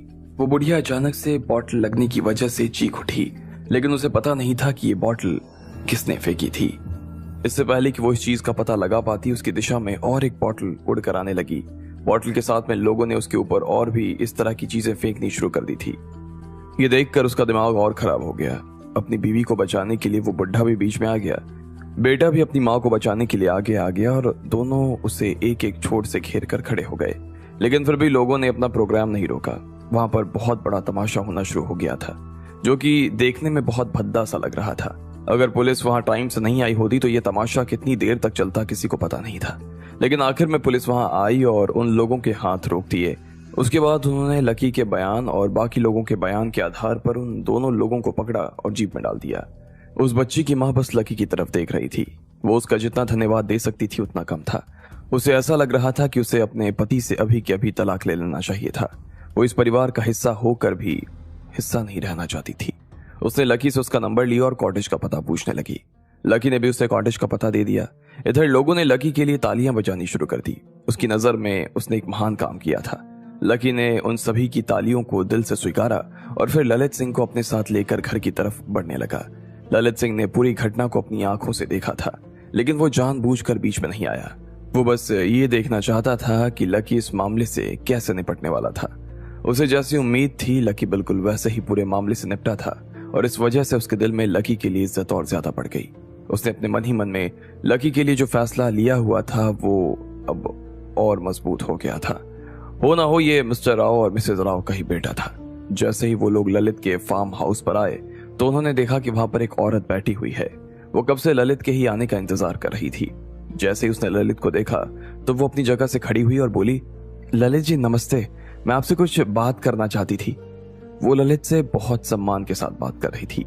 ऐसे में लकी देख पा रहा था कि ललित की यहाँ कितनी इज्जत थी, लोग उसे कितना सम्मान दिया करते थे और उसके अपने पैरों पर खड़े हो जाने के बाद से तो उसकी इज्जत और ज्यादा बढ़ गई थी। इधर लकी भी उस फार्म हाउस से वापस बाहर आ गया था। वो पटना के लिए रवाना होने वाला था। उधर ललित सिंह ने जोगियाल परिवार को लकी के ऊपर हमला करने से साफ मना कर दिया था। इस बात का असर यह हुआ था कि न सिर्फ जोगियाल ने ललित सिंह से माफी मांग ली, बल्कि इस गलती के बदले ललित सिंह के घर पर 50 लाख रुपए भी भिजवा दिए, जो कि अपने आप में एक बहुत बड़ी बात थी। इसके साथ ही उसने कसम भी खाई कि आज के बाद वो लोग लकी की तरफ आंख उठाकर भी नहीं देखने वाले थे। लकी के सामने फिलहाल के लिए जोगियाल परिवार पूरी तरीके से सिर झुकाकर खड़ा हो गया। लेकिन लकी को नहीं लग रहा था कि सिर्फ इतने भर से काम चलने वाला था। वो जब तक जोग्याल परिवार को खत्म नहीं कर देता तब तक उसे चैन नहीं आने वाला था। वो जानता था कि आज नहीं तो कल फिर से उसके खिलाफ वो लोग खड़े होने वाले थे। ऐसे में लकी ने फिलहाल के लिए उनकी माफी को स्वीकार कर लिया, लेकिन उसने उन्हें दिल से माफ नहीं किया था। शिट! जैसे ही लकी फिर से कॉटेज के सामने आया तो उसने अपनी आंखों के सामने जो देखा उसे देखकर वो हैरान हो गया। लकी ने देखा कि कॉटेज के सामने पेशेंट्स की भीड़ लगी हुई थी। जब वो सुबह यहाँ से निकला था तब तो यहाँ कोई नजर नहीं आ रहा था, लेकिन अब तो वहां पैर रखने की जगह तक नहीं थी। बहुत से लोग स्टूल पर बैठे थे और गलियारों में खड़े होकर अपना नंबर आने का इंतजार कर रहे थे। पूनम खुद भी बहुत परेशान नजर आ रही थी। इतने सारे पेशेंट्स को एक साथ देखकर वो भी थोड़ी सी घबराई हुई थी। सुहासिनी उन सभी लोगों को चाय पिला रही थी, वो खुद भी बहुत काम कर रही थी। लकी, कहाँ चले गए थे? जैसे ही पूनम ने लकी को देखा तो वो खुश हो गई। इधर सुहासिनी भी उसे वापस अपने सामने देखकर खुश हो गई और बोली, सर, ये सारे मरीज आपका ही इंतजार कर रहे थे, सब आपसे मिलना चाहते हैं। कह रहे थे कि इन लोगों ने न्यूज में और सोशल मीडिया पर देखा कि कैसे आपने एक छोटी सी बच्ची का इलाज किया है, बस तब से ही यही कह रहे हैं कि हमें तो उन डॉक्टर साहब से इलाज करवाना है। ये सभी लोग कब से इंतजार कर रहे हैं सर आपका। कुछ लोगों को तो इंतजार करते हुए 3 घंटे से भी ज्यादा हो गए। हमने आपको इस बीच में फोन करने की कोशिश भी की, लेकिन आपका फोन ही नहीं लग रहा था। ऐसे में पूनम मैडम ने उन लोगों को तो देखना शुरू कर दिया था जिन्हें कुछ ज्यादा नहीं हुआ था, लेकिन अब आप उनकी मदद करना शुरू कर दीजिए सर, वो भी बहुत ज्यादा थकी हुई नजर आ रही हैं। लकी को उसकी बात सुनकर हैरानी हो रही थी। ये सब लोग न्यूज सुनकर और सोशल मीडिया देखकर उससे इलाज करवाने के लिए आ गए थे और इतनी देर से इंतजार भी कर रहे थे। लकी को बहुत बड़ा झटका लगा था, लेकिन उसे समझ नहीं आ रहा था कि उन्हें ये किसने कहा कि लकी डॉक्टर है। लकी ने खुद अपना फोन निकाला और वीडियो को देखने लगा। अब जाकर उसे ध्यान आया कि उसने बच्ची के रिश्तेदारों को शांत करने के लिए कहा था कि वो एक डॉक्टर है, और बस उसके बाद से ही लोगों ने यहाँ आना शुरू कर दिया। लकी ताज्जुब कर रहा था, लोग कितने सीधे थे उसने सपने में भी नहीं सोचा था। अरे देखो, डॉक्टर साहब आ गए। तभी भीड़ में से किसी अनजान आदमी की आवाज आई और उसकी बात सुनते ही सब लोगों ने लकी की तरफ देखना शुरू कर दिया। वो सभी लकी की बहुत इज्जत करते थे और इज्जत भरी नजरों से उसे देख रहे थे। लकी ने बच्ची के बगल से सिर्फ सुई निकाली थी और इससे ज्यादा कुछ नहीं किया था, लेकिन फिर भी उसकी इस छोटी सी हरकत ने भी लोगों का दिल जीत लिया था। जिस तरह से वो बच्ची को बचाने के लिए उसके ही रिश्तेदारों से भिड़ गया था, वो लोगों को बड़ा पसंद आया था। हर कोई लकी की तरफ देख जरूर रहा था, लेकिन कोई भी उसे घेर कर खड़ा हुआ नहीं था। वो बस उसे ऐसे देख रहे थे जैसे किसी अजूबे को देख रहे हो। आप सब लोग मुझ पर भरोसा करके फिर से यहाँ आए, उसके लिए आप सभी का धन्यवाद। लकी ने उन सभी लोगों के सामने हाथ जोड़ते हुए कहा और अपना सिर झुका लिया। वो इन लोगों का भरोसा नहीं तोड़ना चाहता था, इसलिए उसने साबुन से अपने हाथ धोए और एक के बाद एक पेशेंट को बुलाना शुरू कर दिया। चलिए आप लोग इधर लाइन लगाकर बैठ सकते हैं, एक टाइम पर एक ही आदमी अंदर आएगा। लकी ने कहा और अपनी कुर्सी लगाकर बैठ गया। वहां 20 से ज्यादा लोग एक साथ लाइन लगाकर खड़े हो गए थे। उन सभी की आंखों में बहुत उम्मीदें नजर आ रही थी। डॉक्टर साहब, हमारे घुटने में और पैरों में बहुत दर्द बना रहता है। डॉक्टर साहब, पता नहीं क्यों रात में सिर दर्द होना शुरू हो जाता है। डॉक्टर साहब, हाथ काम करते करते सुन्न पड़ जाता है और कभी कभी तो गश खाकर गिर भी जाती हूँ। एक के बाद एक मरीजों ने अपनी बीमारी लकी को बतानी शुरू कर दी। लकी भी उन लोगों की नब्ज देखता जा रहा था और फिर उसने कहा, देखिए आपको अपच की बीमारी है, आप बैठकर बहुत ज्यादा काम करती होंगी, इसलिए तला भुना खाना बिल्कुल बंद कर दीजिए। अगर शराब या तंबाकू का सेवन करती हैं तो वो भी बंद कर दीजिए और साथ में हल्का खाना खाकर थोड़ा घूमना शुरू कीजिए। मैं आपको कुछ दवाई लिख कर दे रहा हूँ, ये सुबह शाम कुछ दिन तक लेनी होगी, बाद में सब ठीक हो जाएगा। लकी ने कहा और एक औरत को पर्चा पकड़ा दिया। इसके बाद जो भी उसके सामने आता चला जा रहा था, लकी उनका इलाज करता जा रहा था। सब लोग लकी से इलाज करवाकर संतुष्ट नजर आ रहे थे। उन्हें ऐसा लग रहा था कि वो फिर से इस कॉटेज पर भरोसा कर सकते थे। कुछ को तो लकी ने ऐसी दवा दी थी कि वो वहीं ठीक हो गए। पूनम ने जब ये सब अपनी आंखों के सामने होते हुए देखा तो हैरान हो गई। लकी मरीजों को बहुत तेजी से देख रहा था। अगर पूनम 5 मरीजों को देख रही थी तो लकी इतने देर में 30 मरीजों को देख रहा था। जो लोग पूनम को दिखा रहे थे वो वहां से उठने के बाद लकी को भी दिखा रहे थे। उनमें लकी को लेकर अच्छा विश्वास बनने लगा था। इधर लकी को भी इतने मरीजों को एक साथ देखने में कोई थकान नहीं हो रही थी। वो बस उन्हें देखता चला जा रहा था। अब आगे क्या होने वाला था? क्या लकी इसी तरह से क्लिनिक चलाने वाला था? क्या सच में वो डॉक्टर साहब की जगह ले पाता? आपको क्या लगता है, क्या होंगे इन सभी सवालों के जवाब? कमेंट बॉक्स में कमेंट करके हमें जरूर बताएं और सभी सवालों के जवाब को जानने के लिए सुनते रहिए इंस्टा मिलियनेयर सिर्फ पॉकेट एफएम पर। लकी ने उस बच्ची को बचाकर उसकी दादी को जेल भिजवा दिया था। वहां से निकल आने के बाद में जैसे ही वो कॉटेज में आया तो उसने देखा कि वहां मरीजों की भीड़ लगी हुई थी। वो सब लोग लकी का कारनामा सोशल मीडिया और न्यूज के जरिए देख चुके थे और उन्हें लकी पर विश्वास होने लगा था। वो सभी लकी से इलाज करवाना चाहते थे और लकी भी उनके इस विश्वास को तोड़ना नहीं चाहता था, इसलिए उसने तेजी से उन सभी लोगों का इलाज करना शुरू कर दिया। इतने में एक सुंदर सी लड़की लकी के पास आई और स्टूल पर बैठकर बोली, डॉक्टर साहब, मुझे ऐसा लग रहा है जैसे मुझे सांस नहीं आ रही। हर वक्त अंदर किसी तरह का तनाव महसूस होता रहता है। कभी कभी जब मैं कुछ ज्यादा ही चल लेती हूँ तो ऐसा लगता है कि अब बस जान ही निकल जाएगी। लकी ने उस लड़की की तरफ हाथ बढ़ाया और उसकी नब्ज देखने लगा।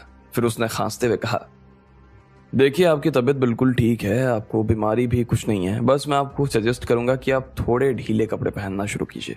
कभी कभी बहुत टाइट कपड़े पहनने की वजह से क्या होता है कि सांस लेने में दिक्कत होने लगती है। लकी की बात सुनकर वो लड़की बुरी तरीके से शर्मा गई और उसके गाल लाल हो गए।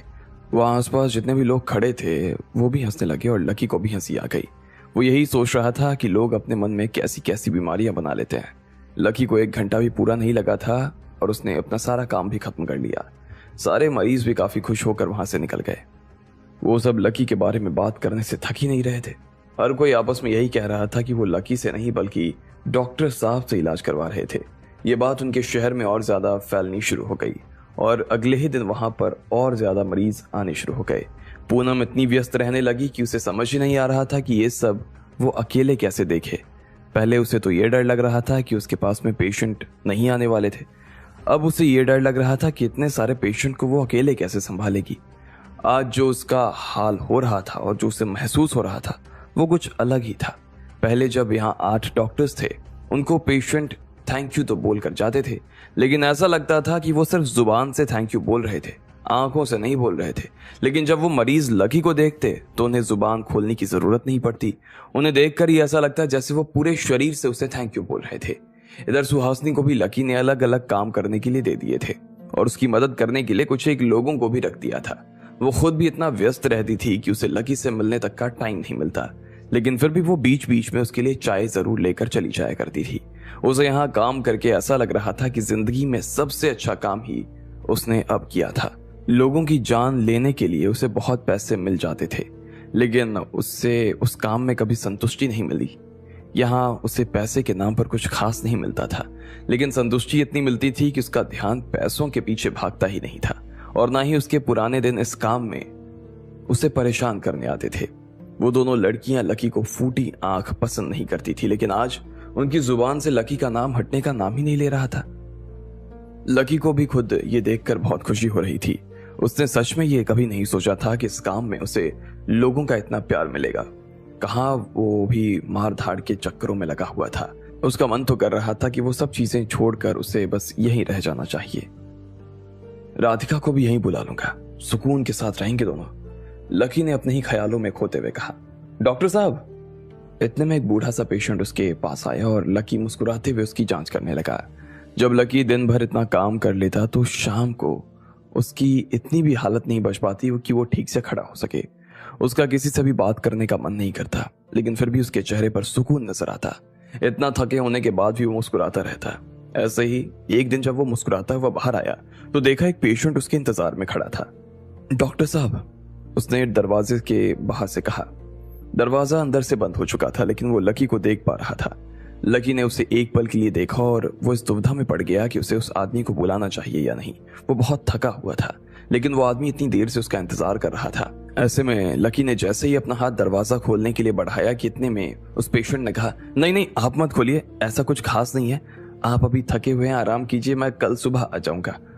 और वो लकी के सामने हाथ जोड़कर वहां से निकल गया। लकी भी उसकी ये बात सुनकर मुस्कुरा दिया। आज का कलेक्शन 30,000 रुपए का है।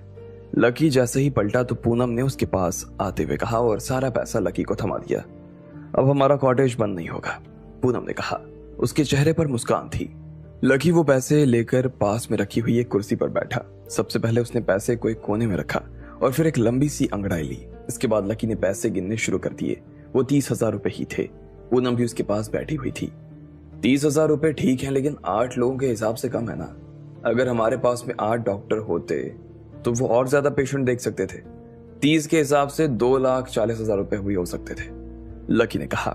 कॉटेज भले ही शुरू हो गया था, लेकिन लकी को ऐसा लग रहा था कि वो उसे उस स्तर पर नहीं पहुंचा पाएगा जिस स्तर पर डॉक्टर साहब उसे चला रहे थे। कुछ भी मत बोलो, अभी इतना हुआ है ना, धीरे धीरे आगे और भी होगा, चिंता करने की कोई बात नहीं है, चलो खाना खाते हैं, पूनम ने कहा। इतने में सुहासनी पीछे बरामदे से आई और लकी के सामने आकर खड़ी हो गई। लकी बहुत दिनों बाद ठीक से उसका चेहरा देख पा रहा था। उसके चेहरे पर एक थकान सी लदी लेकिन सुकून से लबरेज मुस्कान थी। आज मैं खाने के लिए कुछ अच्छा बनाने की सोच रही थी, लेकिन दिन भर इतना काम था कि सब्जी लाने के लिए जा ही नहीं पाई, इसलिए मैंने राजमा चावल और पूरी बनाई है, साथ में हलवा भी है। आप लोग जल्दी से खा लो, गर्मा गर्म अच्छा लगेगा, ठंडा हो जाएगा ना तो मजा नहीं आएगा। तुम खाना भी बना लेती हो? लकी ने जैसे ही सुहासनी की बात सुनी तो वो हैरान हो गया। उसे तो लगा था कि सुहासनी का चाकू सिर्फ लोगों के जिस्म पर ही चलता था।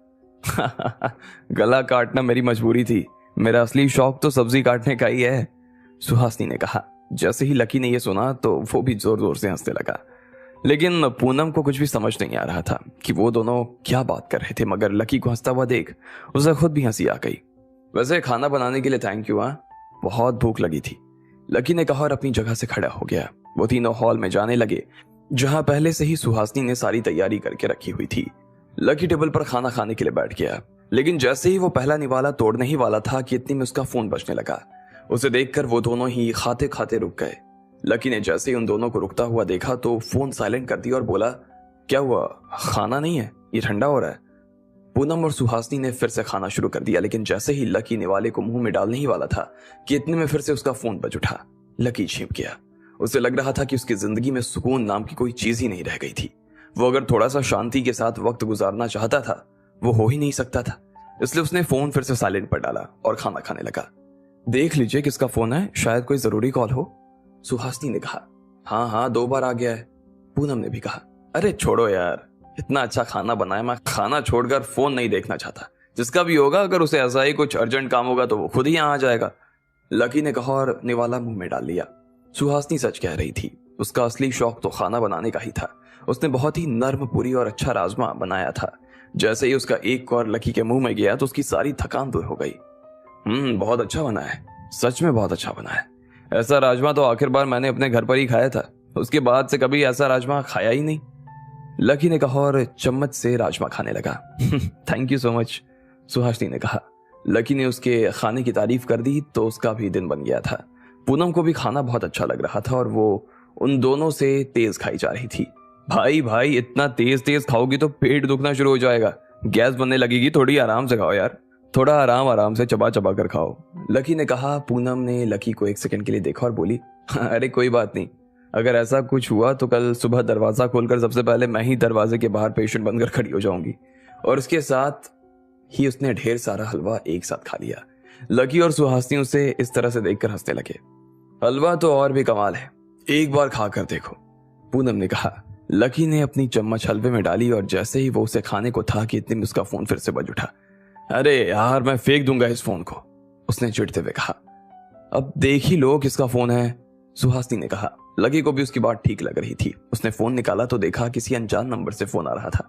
हेलो, लकी ने फोन उठाकर कहा। लकी कैसे हो, मैंने ग्रीन वाइन्स और लिकर इंडस्ट्री को बंद करवा दिया है और इसी की खुशी में पार्टी रखी है, तुम्हें पार्टी में आना पड़ेगा लकी प्लीज। कौन, शालिनी बात कर रही हो, लकी ने पूछा। हाँ शालिनी ही बात कर रही हूँ, तुम मुझे बताओ कि अभी तुम हो कहाँ, मैं वहीं आ जाती हूँ तुम्हें लेने, प्लीज लकी मना मत करना, प्लीज आ जाओ, शालिनी ने सच में लकी के सामने भीख मांगते हुए कहा। लकी का अब उस पार्टी में जाने का जरा भी मन नहीं हो रहा था, ऊपर से उसके सामने थाली भी लगी हुई थी। सुहासनी ने इतने प्यार से खाना बनाया था और वो उसका दिल नहीं दुखाना चाहता था, लेकिन शालिनी ने उसे मनाने में अपना पूरा जोर लगा दिया। वो चाहती थी कि लकी जब उसकी मुसीबतों में उसके साथ था तो उसे उसकी खुशी में भी उसके साथ होना चाहिए, इसलिए वो बार बार उसे फोर्स कर रही थी। अब ऐसे में लकी ने फोन रखा। सुहासनी ने थाली में उसे जितना खाना दिया था वो खाया और फिर उससे माफी मांगकर पार्टी में जाने के लिए रवाना हो गया। आज शालिनी ने जहां पार्टी रखी थी उस जगह का नाम था पिनाकी क्लब। जब लकी क्लब में पहुंचा तो उसने देखा कि वहां वेटर अभी पार्टी की तैयारी कर रहे थे। शायद वो कुछ ज्यादा ही जल्दी पहुंच गया था। वो जाकर एक कुर्सी पर बैठ गया। 10-15 मिनट के बाद वहां और भी लोग आने शुरू हो गए। लकी ने पलट कर देखा तो धीरे धीरे लोग वहां पहुंचने लगे थे। इतने में लकी की नजर मुदिता पर गई। वो भी पार्टी में आई थी। उसने एक लंबी नीले रंग की ड्रेस पहनी हुई थी और वो एक कोने में कुर्सी पर बैठी अपना फोन देख रही थी। उसके चेहरे पर एक झीनी सी मुस्कान थी और वो सच में बहुत सुंदर नजर आ रही थी। लकी एक पल के लिए तो बस उसे देखता ही जा रहा था। तुम यहाँ क्या कर रही हो? मुदिता जब अपना फोन चला रही थी तो उसके कानों में किसी की आवाज आई। जैसे उसने अपना सिर ऊपर उठाकर देखा तो पाया कि लकी उसके सामने खड़ा था। वो लकी को देखकर चौंक गई और अपनी जगह से खड़ी हो गई। लकी जी, मतलब लकी, तुम यहाँ क्या कर रहे हो? पार्टी हो रही है ना, तो मैं भी बस उसी में आया हूं, लकी ने मुस्कुराते हुए कहा। मैं मुदिता जवाब देने में हिचकिचा रही थी। आखिर क्यों आई थी मुदिता इस पार्टी में? क्या कनेक्शन था उसका और शालिनी का? आपको क्या लगता है, क्या होंगे इन सभी सवालों के जवाब? कमेंट बॉक्स में कमेंट करके हमें जरूर बताएं और सभी सवालों के जवाब को जानने के लिए सुनते रहिए इंस्टा मिलियनेयर सिर्फ पॉकेट एफएम पर। लकी के कॉटेज पर अब मरीजों का तांता लगना शुरू हो गया था। उसके पास में इतने सारे लोग आने लगे थे कि वो सुबह से शाम तक काम में ही उलझा रहता। पूनम और सुहासनी का भी यही हाल था, लेकिन लकी को कम से कम इस बात का सुकून था कि वो कुछ अच्छा काम कर रहा था। आखिर में जब वो शाम को सुहासनी और पूनम के साथ में खाना खाने के लिए बैठा तो उसे शालिनी ने बुला लिया। वो एक पार्टी कर रही थी। लकी जैसे ही वहां आया तो उसने देखा कि वहां मुदिता भी थी। लकी उससे बात करने लगा, लेकिन मुदिता उससे बात करने में हिचकिचा रही थी। लकी को लग रहा था कि उसका यहां आना तो समझ में आता था। शालिनी उसे अपना दोस्त मानती थी और ऐसे में वो यहाँ उसके जश्न में शामिल होने आया था, लेकिन मुदिता का उसे समझ नहीं आ रहा था। और वो भी तब जब green wines and liquor industry बंद हो गई थी। ऐसे में लकी को उसका यहाँ आना थोड़ा सा अजीब लग रहा था। क्या जुड़ाव था उन दोनों के बीच में, लकी ये समझ नहीं पा रहा था।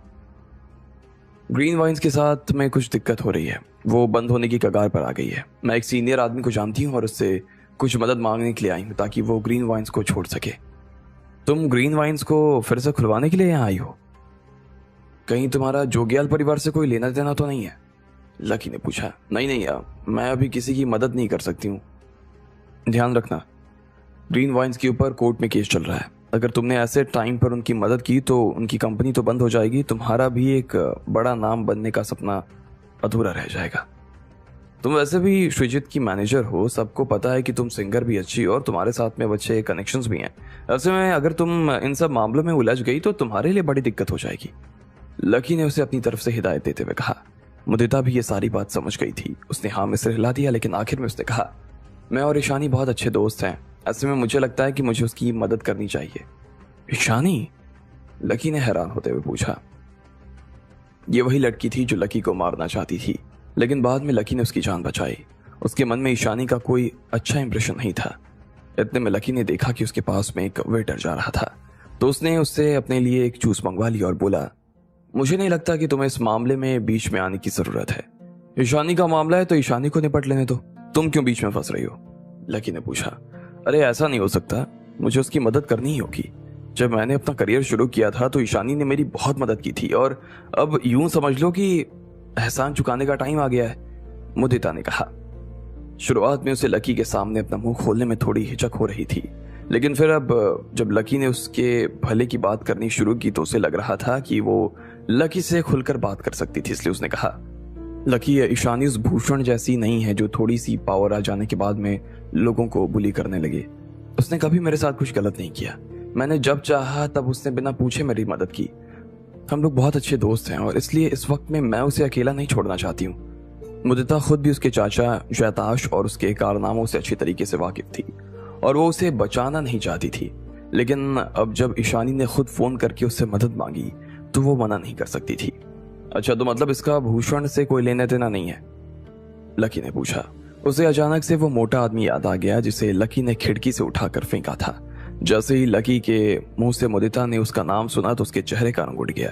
उसे यही डर लग रहा था कि उन दोनों के बीच में जो बातें हो रही थी कहीं उसे कोई सुन न ले। इसलिए उसने घबराते हुए पहले इधर उधर देखा और फिर धीरे से लकी से कहा, मैंने उस केस के बारे में पता किया था। पुलिस ने अपनी रिपोर्ट में लिखा है कि भूषण ने सुसाइड किया है। लकी ने उसकी बात पर सिर हाँ में हिला दिया। वो समझ गया था कि भूषण की कहानी अब खत्म हो चुकी थी और उसकी कहानी ऐसी ही खत्म होनी चाहिए थी। लेकिन इस बार मामला उतना सिंपल नहीं है जितना तुम सोच रही हो। ये सब चीजें समझने में तुम्हें टाइम लगेगा, तुम अभी बच्ची हो। लकी ने कहा। वो जानता था कि अगर मुदिता इस मामले में बीच में आई तो मामला और ज्यादा पेचीदा हो सकता था और इन सब में सबसे ज्यादा नुकसान और किसी का नहीं बल्कि मुदिता का ही होने वाला था। अगर वो जोगियाल परिवार की तरफ से बात करती तो सब लोगों को यही लगता कि वो जैताश का पक्ष सब लोगों के सामने ले रही है। ऐसे में मुदिता के लिए इस मामले में हाथ डालना नुकसानदायक हो सकता था। इधर मुदिता को भी लकी की बात पर भरोसा हो गया और वो खुद भी सोच में पड़ गई कि आखिर उसे सच में ये सब करना चाहिए था या नहीं। लेकिन इससे पहले कि वो अपनी तरफ से कुछ कह पाती, अचानक से हॉल का दरवाजा किसी ने जोर से खोल दिया। बाहर से काफी सारे सजे धजे लोग अंदर आ रहे थे। उन सब में सबसे आगे एक लंबा और सुंदर सा लड़का था और उसके साथ में एक लड़की भी थी। लड़के ने सूट पहना हुआ था और उसके नीचे लेदर के जूते, जबकि लड़की ने ढेर सारे ज्वेलरी पहनी हुई थी। मुदिता ने लकी की तरफ देखते हुए कहा, लकी, मुझे जिस आदमी से मिलना है वो आ चुका है। इसका नाम अभिलाष सक्सेना है। यही शालिनी की कंपनी का मार्केटिंग मैनेजर है। उसके साथ में जो है उसका नाम जयती है। वो शालिनी की कंपनी में रिसर्च एंड डेवलपमेंट की मैनेजर है और ये फार्मासिस्ट भी है।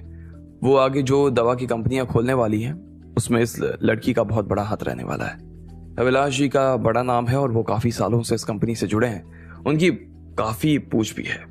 जब मुदिता ये सब कह रही थी तो इधर से वो लंबा सा आदमी इधर उधर देख रहा था। अचानक से उसकी नजर मुदिता पर पड़ी और उसके चेहरे पर चमक आ गई। मुदिता, तुम तो बड़ी जल्दी आ गई। अभिलाष ने जयती को बाकी लोगों के साथ में टेबल पर बैठने को कहा और फिर मुदिता की तरफ बढ़ने लगा। मुदिता के चेहरे पर मुस्कान तो थी, लेकिन उसे थोड़ी सी झिझक भी हो रही थी। वो भी लकी से एक कदम दूर हुई और बोली, हेलो सर, कैसे हैं आप? लकी उनकी बातें नहीं सुनना चाहता था, इसलिए वो कुछ एक कदम आगे चला आया। मैं आपको कब से श्रीजित सर के साथ ड्रिंक और डिनर के लिए इनवाइट करना चाह रही थी, लेकिन आप हमेशा कह देते हैं कि आप फ्री नहीं है। इतनी मुश्किल तो श्रीजित जी की डेट लेने में नहीं होती है जितनी आपकी डेट्स लेने में हो रही है। अब आप कहिए कि कब का प्रोग्राम रखा जाए, आज चलें या कल? ना आज ना कल। असल में मैं अपने दोस्तों को नाराज नहीं करना चाहता। अगर वो नाराज हो गए तो मुझे काम कौन देगा? अभिलाष ने हंसते हुए कहा और मुदिता भी उसकी हंसी में शामिल हो गई। वो दोनों हंस रहे थे, लेकिन अभी तक अभिलाष की नजर लकी पर नहीं पड़ी थी। इतने में दोनों वहां लगी एक टेबल पर बैठ गए। अभिलाष ने अपनी कुर्सी मुदिता के पास लगाई, लेकिन मुदिता ने खुद अपनी कुर्सी को उससे थोड़ा सा दूर कर लिया। वो उसके ज्यादा करीब नहीं बैठना चाहती थी। अरे, मैं कब से आने का सोच रहा था। तुम्हें लग रहा होगा कि सर बस टाल रहे हैं, लेकिन ऐसा नहीं है। सच में अभी इतना सारा काम चल रहा है कि मुझे टाइम ही नहीं मिल पा रहा। नहीं सर, मैं समझ सकती हूँ, आप बहुत बिजी रहते हैं और मैंने भी ऐसे ही मजाक में कह दिया। मेरा वो मतलब नहीं था। आई एम सॉरी अगर आपको मेरी बात का बुरा लगा हो तो। अरे नहीं, इसमें सॉरी कहने जैसी कोई बात नहीं है। मैं इतनी सी बात का बुरा क्यों मानने लगा भला? अभिलाष ने गौर मुस्कुराने लगा। लकी ने देखा कि उसके दांतों में बहुत ज्यादा सिगरेट पीने की वजह से पीला बना गया था। उधर अभिलाष ने अपनी बात खत्म करते ही मुदिता की जांघ पर धीरे से अपना हाथ डाल लिया। हेलो अभिलाष जी।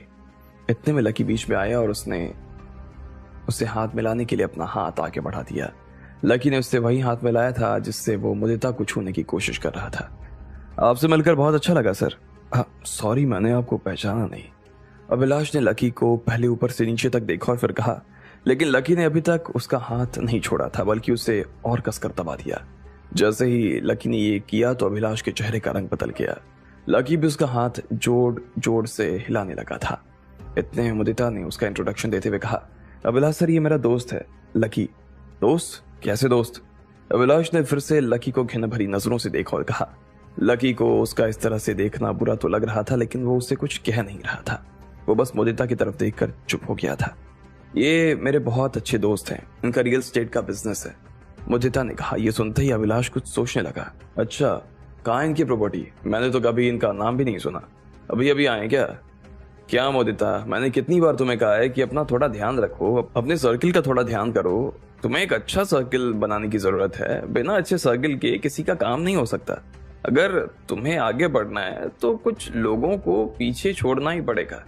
अब तुम्हें सिंगर बनना है तो अपने से बड़े सिंगर के साथ उठना बैठना शुरू करो। बड़े डायरेक्टर्स के साथ बैठो, बड़े प्रोड्यूसर्स के साथ बैठो, मेरे साथ बैठो। मैं तुम्हें रातों रात पॉपुलर करवा दूंगा सच में। चलो आओ, मैं तुम्हें अभी कुछ लोगों से मिलवाता हूँ। हम लोग साथ में ड्रिंक्स भी ले लेंगे। अभिलाष ने कहा और मुदिता की कमर में हाथ डालने की कोशिश करके उसे अपने साथ ले जाने लगा, लेकिन मुदिता ने झिझक के मारे उसका हाथ जरा दूर कर दिया। क्या बात है, नहीं आना है तुम्हें? अरे आओ ना, बड़ा मजा आने वाला है सच में, अभिलाष ने कहा। वो समझ गया था कि मुदिता उसे जरा नखरे दिखा रही थी और उसे ये बिल्कुल पसंद नहीं आ रहा था। इतने में मुदिता ने कहा, सर मैं यहाँ आपसे कुछ जरूरी चीजों के लिए मिलने आई थी। आपको ही पता है कि मैं आपसे यहाँ कुछ बात करने के लिए आई हूँ। अगर हम ड्रिंक्स ले लेंगे तो शायद मैं ठीक से बात नहीं कर पाऊंगी। और अरे क्या बात करनी है, मैं तुमसे बात कर रहा हूँ, तुम्हें एज अ फ्रेंड टच करने की कोशिश कर रहा हूँ, तो तुम ना बात कर रही हो ना टच करने दे रही हो। कम ऑन, मैं तुम्हें खा थोड़ी जाऊंगा। अभिलाष ने उसकी बात को बीच में ही काटते हुए बोला। इसके बाद वो अपनी जगह से खड़ा हुआ और साफ शब्दों में बोला, लास्ट चांस, ठीक है, ये मेरे रूम नंबर 808 का कार्ड है, एम्परर होटल। प्लीज थोड़ा रूम में इंतजार करना, मैं पार्टी के बाद वहां आकर तुमसे बात करूंगा। तुम्हें जो भी कहना होगा वही कहना, अगर तुम इसके आगे कुछ बोली तो हम कभी बात नहीं कर पाएंगे। अभिलाष उसके बाद लकी की तरफ घूरते हुए देखने लगा और बोला, तुम खड़े खड़े यहाँ हमारी बातें क्या सुन रहे हो? मैंने तुम्हें नहीं बुलाया अपने कमरे में, चुपचाप अपना काम करो, फूल। और वहां से निकलने लगा। लेकिन जैसे ही वो पलटा, इतने में लकी ने उसके गाल पर एक थप्पड़ लगा दिया। जोरदार आवाज उस हॉल की आवाजों के बीच में गूंज गई और एक पल के लिए वहां बैठे हुए सभी लोग शांत हो गए। अभिलाष के मुंह के अंदर से खून आने लगा। उसने अपना हाथ गाल पर रखा और लकी की तरफ देखने लगा। उसे समझ नहीं आ रहा था कि ये उसके साथ में क्या हुआ था। तुम्हारी हिम्मत कैसे हुई मेरे ऊपर हाथ उठाने की? उसने लकी के ऊपर गुर्राते हुए कहा। I am sorry. मैं इतने मुदिता उन दोनों के बीच में आ गई। वो लकी के सामने आई और बोली, मेरे दोस्त का वो मतलब नहीं था, वो आपको बाहर निकालो यहां से इसे। अभिलाष ने जोर से चिल्लाते हुए कहा। लकी बस उसकी आंखों में देख रहा था। अब आगे क्या होने वाला था? क्या हश्र करने वाला था लकी उसका? और क्या इसका खामियाजा मुदिता को भुगतना पड़ता? आपको क्या लगता है, क्या होंगे इन सभी सवालों के जवाब? कमेंट बॉक्स में कमेंट करके हमें जरूर बताएं। और सभी सवालों के जवाब को जानने के लिए सुनते रहिए सम्मिलन सिर्फ पॉकेट एफएम पर। लकी मुदिता से पार्टी में जब बात करने लगा तो उससे पता चला कि मुदिता यहाँ पर ईशानी के कहने पर जोगियाल परिवार को बचाने के लिए आई थी।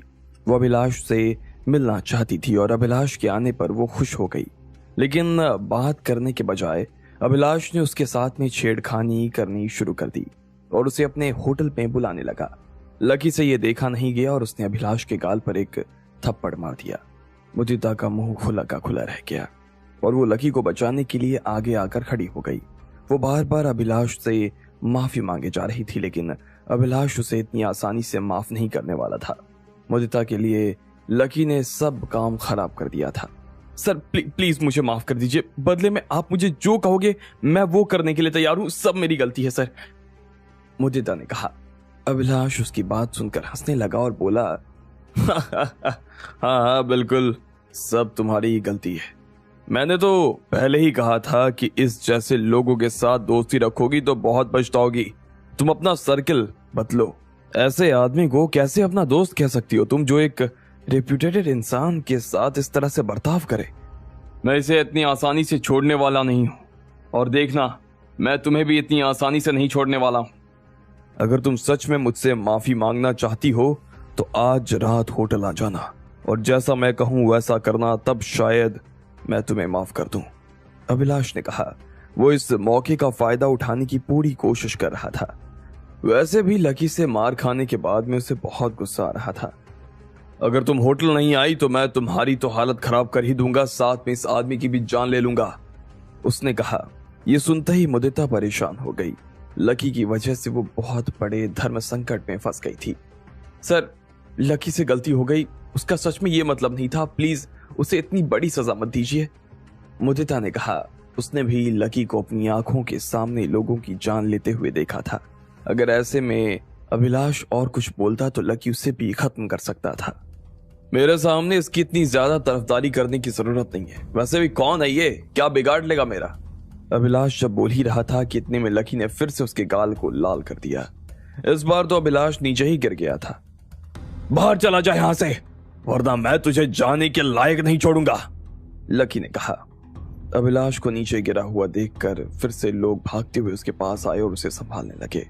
अब तो उसे और ज्यादा गुस्सा आ रहा था। वो लकी से लड़ने की भी सोच रहा था, लेकिन उसका हाथ बहुत मजबूत था और अंदर ही अंदर अभिलाष को उससे डर भी लगने लगा था। अब तू गया, अब तो तू गया। अभिलाष ने गहरी सांस ली और अपना फोन निकालकर किसी को फोन मिलाने लगा। पटना के अंदर मेरे पास ऐसे 100 तरीके हैं जिससे मैं तुझे अभी के अभी गायब करवा सकता हूं, अभी के अभी। बहुत अकड़ रहा है ना तू, देख मैं तेरा क्या हाल करता हूं, और इस मुदिता के साथ भी मैं क्या करने वाला हूं, तू वो भी देखता जा, उसने कहा और अपने बाल ठीक करके नंबर लगाने लगा। इतने में जयती और बाकी लोग भी अभिलाष के पास आकर खड़े हो गए। वो सभी लकी को हीन भावना से देख रहे थे और उसके ऊपर हंस भी रहे थे। उसने सच में एक गलत आदमी से पंगा ले लिया था। मुदिता, ये तुम्हारा दोस्त है? तुम ऐसे लोगों को अपना दोस्त कैसे बना सकती हो? प्लीज ऐसे लोगों से दूर रहो यार, ये तुम्हारी इमेज के लिए अच्छा नहीं है। बदतमीज कहीं का। देखना अभी अभिलाष उसका क्या करता है।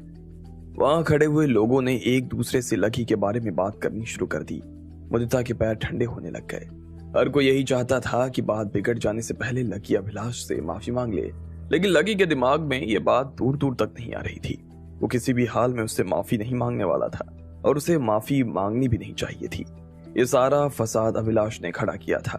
अगर वो चैन से उससे बात कर लेता तो लकी उसके साथ में ऐसा कुछ नहीं करता, लेकिन बदतमीजी पहले उसने शुरू की थी। ऐसे में मुदिता को सब लोगों की बात सही नहीं लग रही थी और उसने कहा, अभिलाष सर, भले ही लकी ने आपको मारा है लेकिन उसने कुछ भी गलत नहीं किया है। जैसे ही मुदिता ने यह कहा तो अभिलाष के कान खड़े हो गए। ये तुम कुछ ज्यादा बोल रही हो मुदिता, तुम अपनी ही कब्र खोद रही हो, ये तुम्हें बहुत महंगा पड़ सकता है। अभिलाष ने कहा, तू जो भी कर रहा है ना वो तुझे भी महंगा पड़ सकता है। इतने में लकी ने बीच में आते हुए कहा। उसकी बात सुनते ही वहां खड़े सभी लोग हंसने लगे। उनकी हंसी मुदिता से बर्दाश्त नहीं हो रही थी। उसने कहा, चुप हो जाओ, सब के सब चुप हो जाओ। हंसने दो इन्हें, अभी इन्हें पता नहीं है कि ये जिसके ऊपर हंस रहे हैं बाद में उनके ही ऊपर रोने भी वाले हैं। लकी ने धीरे से मुदिता से कहा, क्या मतलब है तेरा? कुछ ज्यादा हवा में नहीं उड़ रहा तू? हाँ, तेरा दिमाग खराब हो गया है? अभिलाष सक्सेना से बड़ा हो गया क्या तू? हाँ? इतने में जयती ने आगे आते हुए कहा, उसका और मेरा कोई मुकाबला नहीं है। उसके चेहरे पर लात मारना मतलब किसी पागल कुत्ते के चेहरे पर लात मारना है। लकी ने कहा, मुझे तो लगता है इस आदमी का दिमाग खराब है, पुलिस से पहले इसे डॉक्टर के पास जाने की जरूरत है। जयती ने कहा। लकी उसकी बात सुनकर सिर्फ हंसने लगा। उन लोगों को वो नहीं दिखा था जो अभिलाष ने मुदिता के साथ किया था, उन्हें सिर्फ वो ही दिख रहा था जो लकी ने अभिलाष के साथ किया था। ऐसे में उन लोगों से बहस करने का कोई फायदा नहीं था। लकी ने अपना फोन निकाला और एक फोन मिलाते हुए कहा, मैं मैनेजर अभिलाष सक्सेना के मुंह पर अपना पैर रखना चाहता हूं और साथ में इसे नौकरी से भी निकलवा देना चाहता हूं। बाकी लोगों ने जब देखा कि लकी किसी से इस तरह से बात कर रहा था तो सब लोग और ज्यादा हंसने लगे। उन्हें लग रहा था कि लकी को किसी पागलपन का दौरा पड़ा था। जयती ने भी अपना फोन निकाला और लकी की तरह किसी बड़े आदमी से बात करने का नाटक करने लग गई। उधर मुदिता को भी लग रहा था कि लकी हाथ पैर की लड़ाई में तो किसी से भी लड़ सकता था, लेकिन वो अभिलाष सक्सेना को नौकरी से तो नहीं निकलवा सकता था। ये बात उसे भी हजम नहीं हो रही थी। इधर अभिलाष को भी उसका ये मजाक अच्छा नहीं लग रहा था। उसने अपना गाल रगड़ा और उसकी तरफ देखकर मुस्कुराने लगा। इतने में उसने अपनी जेब से एक सिगार निकाला और जलाते हुए कहा, मैं सोच रहा था मुदिता कि तुम अच्छी लड़की हो, तुम्हारी मदद करनी चाहिए। मैं ग्रीन वाइन्स वाले केस में तुम्हारी मदद करना भी चाहता था, लेकिन आज तुमने मुझे बहुत बुरा फील कराया है, इसलिए मैं ना सिर्फ आज से ग्रीन वाइन्स को बंद करवाने वाला हूं बल्कि साथ में एक प्रेस कॉन्फ्रेंस बुलाकर यह भी एक्सपोज करने वाला हूं कि जयताश जोगियाला और तुम्हारे बीच किस तरह के रिश्ते हैं। इसके अलावा मैं पूरी कोशिश करूंगा कि सृजित भी तुम्हें काम से निकाल दे। अभिलाष ने कहा। मुदिता को लग रहा था कि इसके साथ उसका बुरा टाइम शुरू होने वाला था। लकी ने उसकी आंखों में देखा और कहा, चिंता मत करो, बुरा टाइम तुम्हारा नहीं इसका शुरू होने वाला है, देखती जाओ। जैसे ही लकी ने यह कहा कि इतने में हॉल का दरवाजा खुला और वहां से एक साथ 10-12 लोग अंदर आने लगे। उन सब में सबसे आगे शालिनी चली आ रही थी, लेकिन आज वो शालिनी नहीं लग रही थी।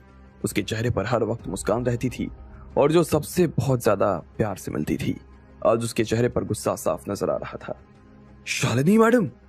अभिलाष ने उसके आसपास खड़े हुए लोगों की तरफ ध्यान नहीं दिया और सीधा शालिनी से मिलने के लिए आगे बढ़ने लगा। मैडम, आप सही वक्त पर आई हैं। यही है वो बदतमीज कमीना जिसने पूरी पार्टी का रंग खराब कर दिया है। इस आदमी की वजह से आज यहाँ तमाशा हो गया। ये देखिए, इसने मेरे गाल पर तमाचे मारे, क्या हाल कर दिया है मेरा मैडम। अभिलाष ने लकी की शिकायत करनी शुरू कर दी और अपने साथ वाले लोगों की तरफ देखने लगा। उन सब ने भी अभिलाष का सपोर्ट करना शुरू कर दिया।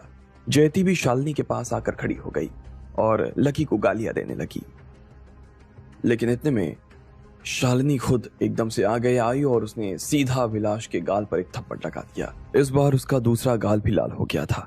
अभिलाष जी, आपको कल से काम पर आने की जरूरत नहीं है।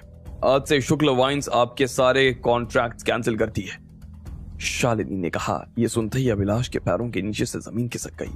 वो बुरी तरीके से कांप रहा था और फिर उसने गुस्से में गुर्राते हुए कहा, आप मुझे निकाल रही हैं? मुझे क्यों? जयती और बाकी लोग भी ये सुनकर हैरान हो गए। एक पल के लिए तो उन्हें समझ नहीं आ रहा था कि ये सब हुआ क्या था। तुमने गलत आदमी को परेशान किया है, शालिनी ने कहा। वो कहीं से भी शालिनी नहीं लग रही थी जो कि लकी के सामने मदद के लिए गिड़गिड़ाती हो, बल्कि वो शालिनी लग रही थी जिसके सामने लोग हाथ जोड़कर खड़े रहते थे। लकी हमारे ग्रुप के चेयरमैन है। वो भले ही हमारी कंपनी के मसलों में ज्यादा ध्यान नहीं देते, लेकिन एक बार अगर उन्होंने कंपनी के लिए कोई डिसीजन ले लिया तो समझ लो वो फाइनल है। जो कोई लकी से बदतमीजी करता है, समझ लो वो मुझसे बदतमीजी कर रहा है, और जिस किसी को लकी फायर करने के लिए कहेंगे उसे बिना सोचे समझे फायर कर दिया जाएगा। जैसे ही वहां खड़े हुए लोगों ने शालिनी के मुंह से ये बात सुनी तो उनके मुंह तो खुले के खुले रह गए। अब वो सब घबराई हुई आंखों से लकी की तरफ देख रहे थे। उन्हें तो इस बात की खबर नहीं थी कि लकी उनकी कंपनी का चेयरमैन हो गया था। अभिलाष तो उसे 2 कौड़ी का आदमी समझ रहा था, लेकिन लकी ने 2 मिनट में उसका काम तमाम कर दिया था। उसने उसे पूरी तरीके से खत्म कर दिया था। अभिलाष के चेहरे को देखकर ऐसा लग रहा था कि वो पूरी तरीके से रोना चाहता था, लेकिन रो नहीं पा रहा था। उसने कभी सपने में नहीं सोचा था कि ये पार्टी उसे इतनी भारी पड़ सकती है। उदिता खुद भी इस चीज पर विश्वास नहीं कर पा रही थी। लकी हमेशा उसकी उम्मीद से बढ़कर ही कुछ करता था। इधर लेकिन लकी कंफ्यूज सा शालिनी को देख रहा था। लकी को नहीं पता था कि उसे शालिनी ने इस पद पर बैठा दिया है, पर अब जब इतने सारे लोगों के सामने उसने ये कह दिया था तो वो भी कुछ नहीं कर सकता था। उसके लिए ये मानना जरूरी था कि वो भी इस कंपनी का हिस्सा था। शालिनी मैडम, अभिलाष ने कोई गलती नहीं की है। इन्होंने तो बस कुछ शब्द ही कहे थे, लेकिन लकी ने तो इनके ऊपर सबके सामने हाथ उठाया। मुझे नहीं लगता कि आपको सिर्फ इतनी सी बात पर उन्हें कंपनी से बाहर कर देना चाहिए। अगर आप अभिलाष को कंपनी से बाहर निकाल रही है तो मैं भी आपकी कंपनी में नहीं रह सकती हूँ। यह बात किसी से नहीं छिपी कि अभी कंपनी कितनी मुश्किल वक्त से गुजर रही है। अगर मैं और अभिलाष नहीं रहे तो कंपनी की सेल्स पूरी तरीके से नीचे गिर जाएगी। आपके पास रिसर्च एंड डेवलपमेंट संभालने के लिए भी कोई नहीं बचेगा, और ऐसे में कंपनी की साख पर बात आ जाएगी। हमने जो थोड़ा बहुत पैसा बनाया है वो सब हवा में उड़ जाएगा।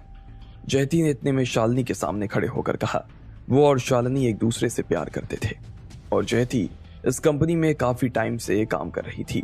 ऐसे में उसे लग रहा था कि अपने एक्सपीरियंस के दम पर वो शालिनी को चैलेंज कर सकती थी। कहीं ऐसा तो नहीं है कि तुम मुझे धमकी देने की कोशिश कर रही हो? शालिनी ने 2 मिनट तक जयती को देखा और उसके बाद हंसते हुए कहा, वैसे तुम चाहो तो वो कर सकती हो, मुझे कोई दिक्कत नहीं है। मैं तुम्हारा भी टर्मिनेशन टाइप करवा देती हूँ।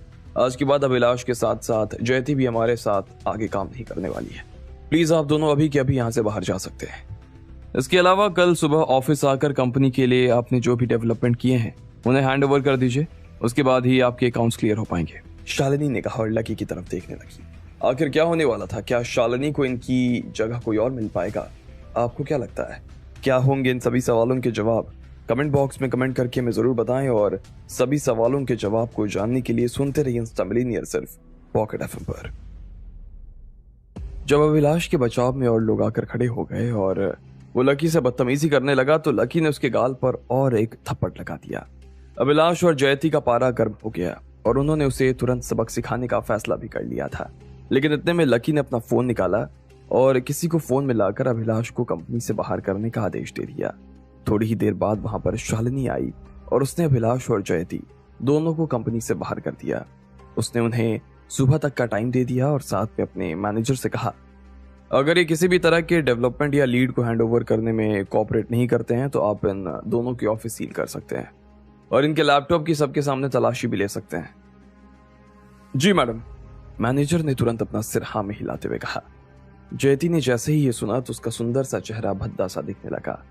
वो तो शालिनी की दुखती रग पर हाथ रखने की कोशिश कर रही थी, लेकिन इतने में शालिनी ने उसका हाथ ही मरोड़ दिया था और साथ में उसके पेट में लात भी मार दी थी। अभिलाष को गुस्सा आया और उसने अपनी मुट्ठी भींचते हुए कहा, मैडम, अगर हम दोनों को निकाला तो समझ लेना कि आपको आधी कंपनी को बाहर करना पड़ेगा।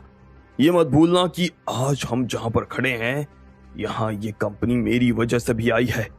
मगर मैं अपनी टीम के साथ मेहनत नहीं कर रहा होता और आपके प्रोडक्ट्स को प्रमोट नहीं कर रहा होता तो आज शुक्ल वाइन्स यहाँ तक नहीं पहुंच पाती। और आप इस आदमी के चक्कर में मेरे जैसे आदमी को नौकरी से निकालने की बात कर रही हैं। शायद आपको दिखाई दे रहा है कि इस वजह से आपका कितना नुकसान हो रहा है। दिखाई दे रहा है आपको? अभिलाष ने कहा।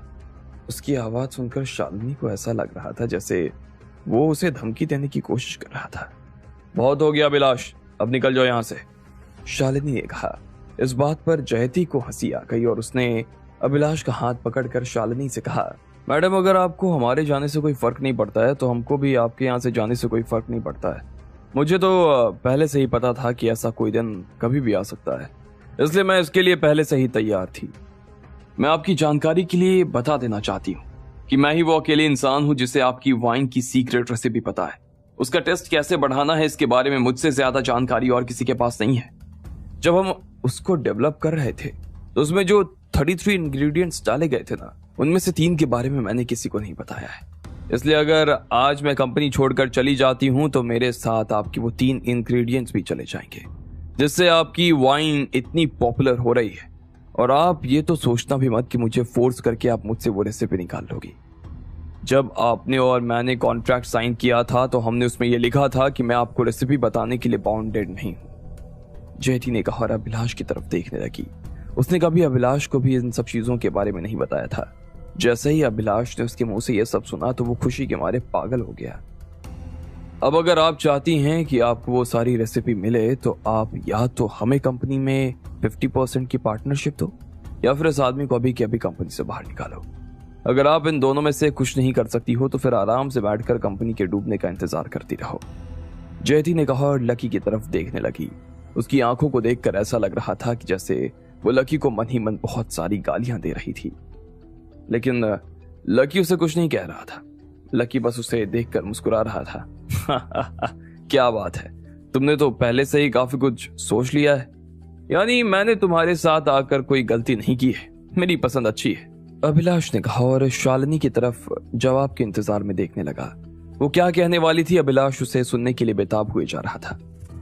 तुम सच में हो तो बहुत खतरनाक, शालिनी ने कहा, लेकिन इस वक्त वो खुद उन लोगों को जिस तरह से देख रही थी वो भी कम खतरनाक नहीं लग रही थी। मैंने तुम्हें घर खरीद कर दिया, तुम्हें गाड़ी खरीद कर दी, तुम्हारी टाइम से पहले सैलरी बढ़ाती रही, तुम्हें अच्छा इंसेंटिव दिया और पूरा का पूरा रिसर्च एंड डेवलपमेंट डिपार्टमेंट तुम्हारे हाथों में लाकर रख दिया ताकि तुम्हें कभी काम करने में किसी तरह की कोई दिक्कत ना हो।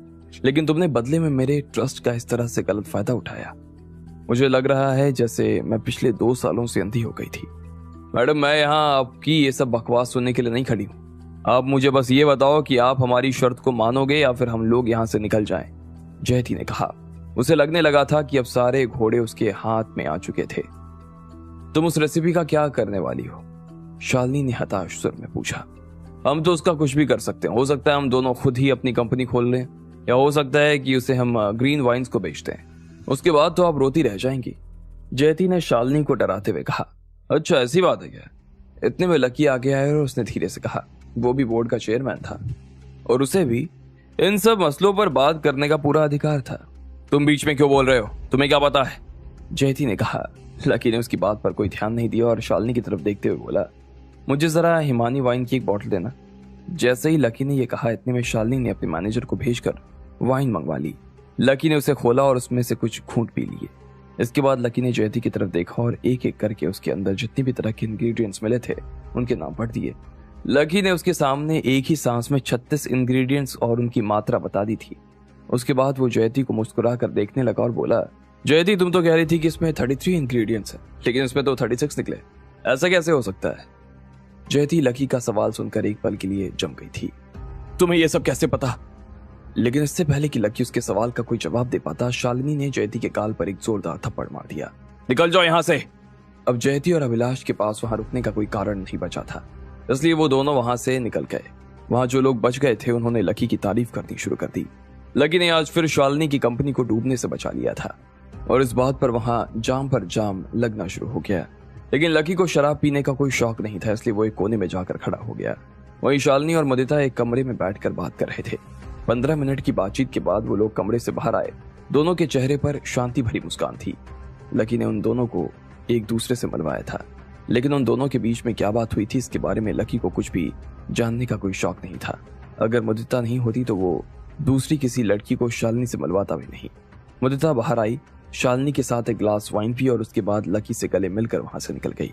इधर शालिनी भी लकी के पास आकर बैठ गई थी और उसने मुस्कुराते हुए पूछा, तुम ये नहीं पूछोगी कि मेरे और मुदिता के बीच क्या बात हुई? हम दोनों किस एग्रीमेंट पर पहुंचे? नहीं, मेरा उसमें कोई इंटरेस्ट नहीं है, लकी ने अपने लिए एक गिलास उठाते हुए कहा। यह सुनते ही शालिनी के चेहरे पर एक बड़ी सी मुस्कान आ गई। उसने कहा, वैसे तुम्हें ये तो पता होगा ना कि वो यहाँ ग्रीन वाइन वालों की तरफ से बात करने के लिए आई। वो यहाँ खुद नहीं आई थी, उसे यहाँ जबरदस्ती भेजा गया था। उसका जोग्याल परिवार के साथ में कुछ रहा होगा, लेकिन मुझे वो लोग जरा भी पसंद नहीं है। इसलिए तुम इस मैटर में जो करना चाहती हो कर सकती हो। ये मत सोचना कि उसे मैंने भेजा इसलिए तुम्हें कॉम्प्रोमाइज करना पड़ेगा, लकी ने कहा। यह सुनते ही फिर से शालिनी के चेहरे पर मुस्कान आ गई और उसने कहा, तुम और ये जोग्याल परिवार, वैसे मैंने इस बारे में ललित अंकल से काफी कुछ सुना था, लेकिन तुम्हें चिंता करने की कोई जरूरत नहीं है। मैंने सब मुदिता को समझा दिया और साथ में यह भी कहा है कि उसे भी किसी से डरने की जरूरत नहीं है। अब ग्रीन वाइन्स तो बंद होकर ही रहेगी, उसका मैं भी कुछ नहीं कर सकती हूँ, और एक बार ग्रीन वाइन्स बंद हो गई तो जोग्याल भी उसे बचाने के लिए कुछ नहीं कर पाएगा, शालिनी ने कहा। उसने पहले ही इन सब चीजों की प्लानिंग कर ली थी। तुम्हें बाकी कंपनीज के बारे में जो करना है करो, लेकिन आज के बाद तुम शुक्ल वाइन के साथ में अकेले कुछ नहीं कर सकती हो, और इस कंपनी में इस तरह के लोगों को भर्ती करने की कोई जरूरत नहीं है, समझी?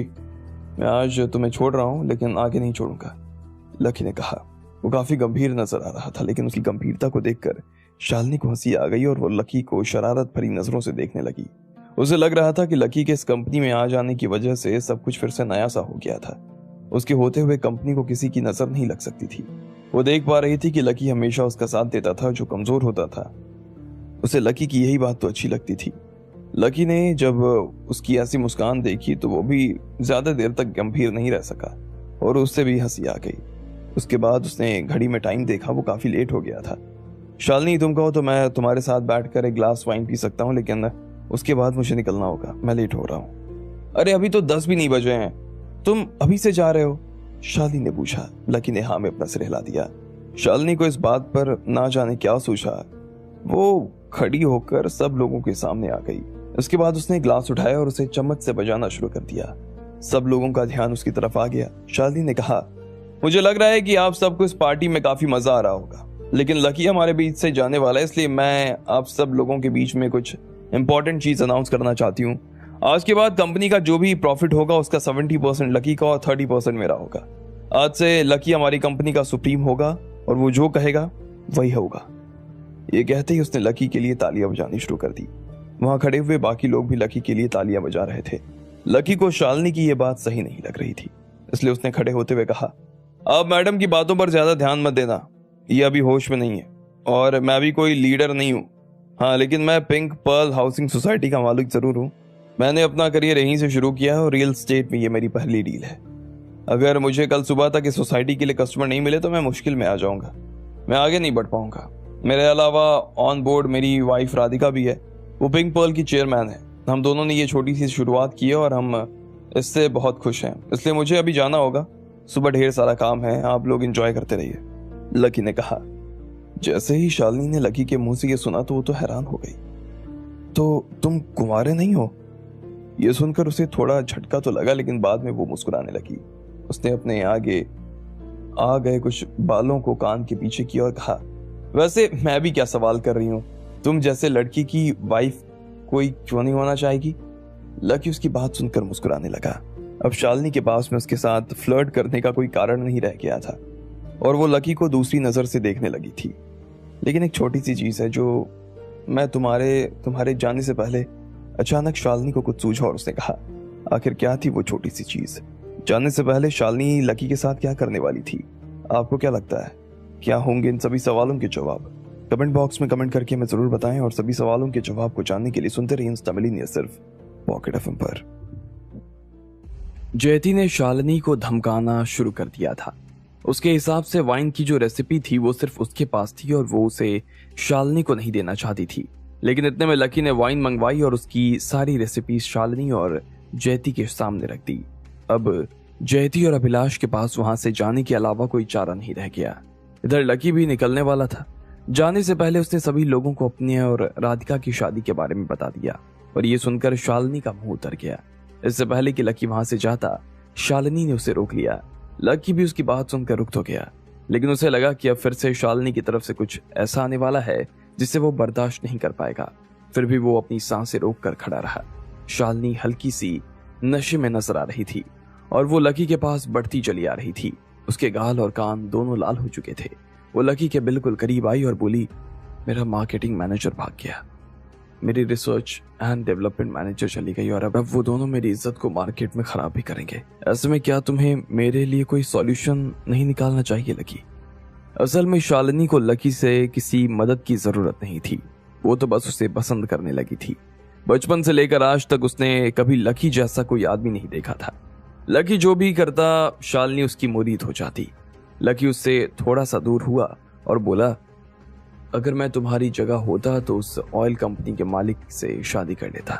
बेकार में इतना झमेला खड़ा करने की क्या जरूरत है, सुकून से जिंदगी जियो। वैसे भी तुम यहाँ जितना एक साल में कमाती हो उतना तो वहां एक दिन में कमा लेता होगा वो। लकी ने कहा, क्या यार लकी, तुम जैसे आदमी के मुंह से ये बात अच्छी नहीं लगती। मैं तो तुमसे शादी करना चाहती हूँ। उस जैसे कितने ही ऑयल वाले तुम्हें सलाम करेंगे। अब तुम बताओ तुम्हारा क्या मन है? लकी ने जैसे ही ये सुना तो वो हैरान हो गया। इससे पहले कि वो उसकी बात का जवाब दे पाता, इतने में उसका मैनेजर भागते हुए आया और बोला, शालिनी मैडम, सब गड़बड़ हो गया। जयती और अभिलाष तो कंपनी छोड़कर चले गए, लेकिन अपने साथ में बहुत सारे दूसरे लोगों को भी लेकर चले गए हैं। उन्होंने हमारे एम्प्लॉयज को तोड़ना शुरू कर दिया है मैम। 4 लोग मार्केटिंग टीम से चले गए हैं और 4 लोग रिसर्च एंड डेवलपमेंट से रिजाइन दे रहे हैं। वो सब लोग जयती और अभिलाष के पीछे ग्रीन वाइन्स की तरफ जाने वाले हैं। कह रहे हैं कि वो सभी लोग वहीं पर काम करेंगे। बहुत बड़ी परेशानी खड़ी हो गई है मैडम। जाने दो उन्हें, जिसे जाना है जाने दो। शालिनी ने अचानक से अपना रूप बदल लिया था। अभी तक तो वो लकी को प्यार भरी नजरों से देख रही थी, लेकिन अचानक से उसकी आंखें किसी पहाड़ सी सख्त और मजबूत हो गई थी। उसके चेहरे पर एक भी शिकन नजर नहीं आ रही थी। चाहे जितने भी लोग कंपनी छोड़ दें, मुझे उससे कोई फर्क नहीं पड़ता। मैं उनकी जगह पर दूसरे लोगों को डबल सैलरी पर हायर करना शुरू कर दूंगी। अगर आपके पैसे हैं तो टैलेंट आपके पीछे पीछे भागा चला आता है। इसके अलावा ग्रीन वाइन्स वालों को ये खबर भिजवा दो कि अगर उन्होंने जयती और अभिलाष को अपने यहाँ काम पर रखा तो मैं अपना कोर्ट केस वापस नहीं लूंगी। शालिनी ने कहा, उसे कोई धमकाई या डराने की कोशिश करे तो उसे ये जरा भी अच्छा नहीं लगता था।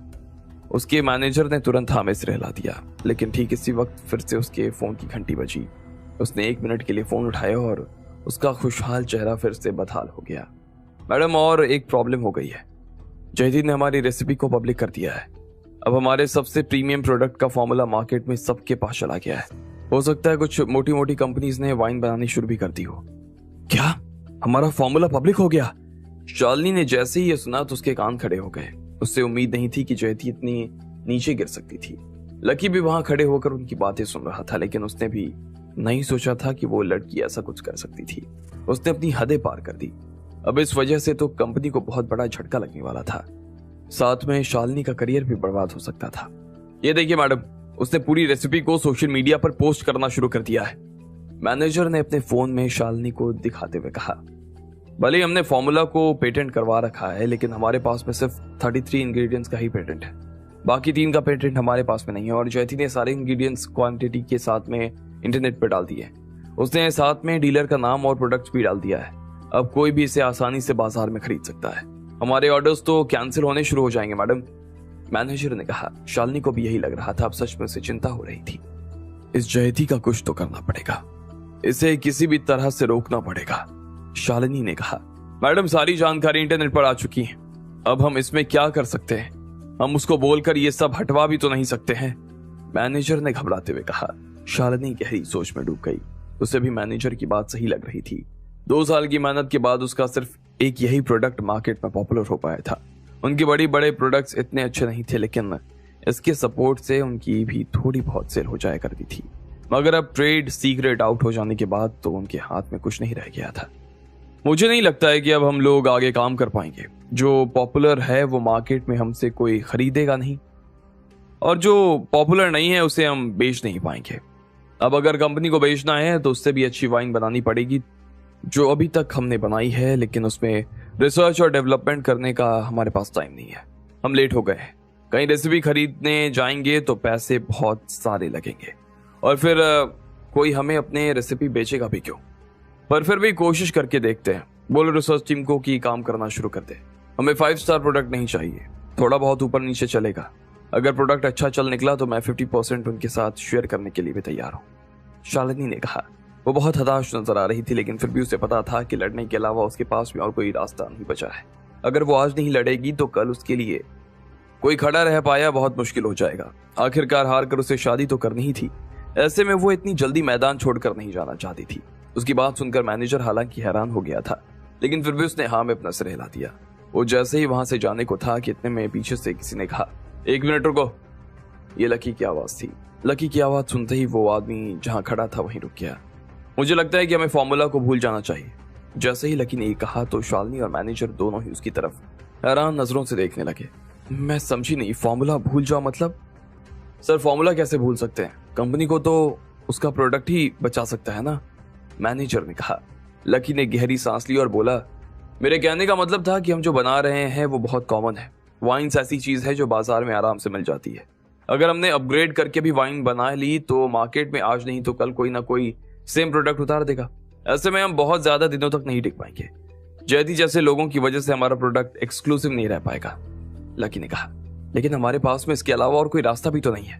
रास्ता है, बिल्कुल है, रास्ता हमें बनाना पड़ेगा। चलो मैं तुम्हें एक सीक्रेट रेसिपी बताता हूँ। ये है तो वाइन ही, लेकिन वाइन नहीं है। तुम जो बना रही हो उससे ये 10 गुना ज्यादा अच्छी चीज है। तुम्हें मेडिकल का काम शुरू करना था ना, इसके 2-4 इंग्रेडिएंट्स को बदलकर तुम इससे अपनी मेडिसिन भी लॉन्च कर सकती हो। मैं लिख कर दे सकता हूँ, यह बाजार में तबाही मचा देगा, लकी ने मुस्कुराते हुए कहा। कौन सी रेसिपी है? इसका नाम है गुलफरोश। 100 साल पुरानी रेसिपी है। जैसे ही शालिनी ने लकी के मुंह से यह नाम सुना तो वो ऊपर से नीचे तक कांप उठी। उसके हाथ में जो वाइन का ग्लास था वो भी छूट गया। तुम मुझे गुलफरोश देने वाले हो? शालिनी ने पूछा। मैनेजर ने भी जब ये सुना तो वो हैरान हो गया। सच में वो एक शानदार रेसिपी थी जिसकी तलाश में हर कोई लगा हुआ था। वो कई 100 साल पुरानी रेसिपी थी, लेकिन वक्त के साथ में वो गायब हो गई थी। गुलफरोश आज से 100 साल पहले मार्केट पर राज करती थी, लेकिन इसके इंग्रेडिएंट्स पूरी तरीके से नहीं मिलने की वजह से सप्लाई शॉर्ट होने लगे और आखिर में कंपनी को काम ही बंद करना पड़ा। लेकिन लकी के पास में वो रेसिपी थी और वो जानता था कि लोगों की जुबान पर अभी भी गुलफरोश का नाम आ जाता है। जब उसने सबके सामने ये कहा तो किसी को उसकी बात पर विश्वास नहीं हो रहा था। ये रेसिपी उसे उसकी नानी ने बताई थी। नानी के पास इन सब चीजों की अच्छी जानकारी थी। वो लोग गुलफरोश को आश्रम पर भी बनाया करते थे और लकी को पता था कि उसे कैसे बनाया जाता है।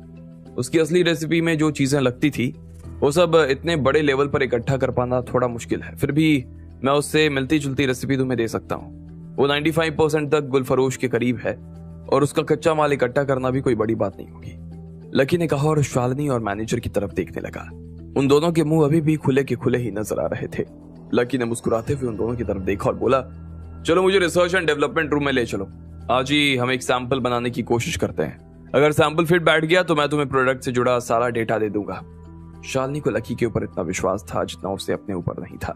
उसके कहने पर उसने बिना सोचे अपनी कंपनी के 2 सबसे जरूरी लोगों को निकाल दिया और साथ में अब लकी का प्रॉफिट शेयर भी कंपनी में बड़ा हो गया था, इसलिए वो भी लकी पर भरोसा कर रही थी। लकी अपना नुकसान तो किसी कीमत पर नहीं होने देने वाला था। Lucky I love you so much, Shalini ने कहा और उसे कसकर गले से लगा लिया। लकी ने उसे अपने से दूर कर दिया।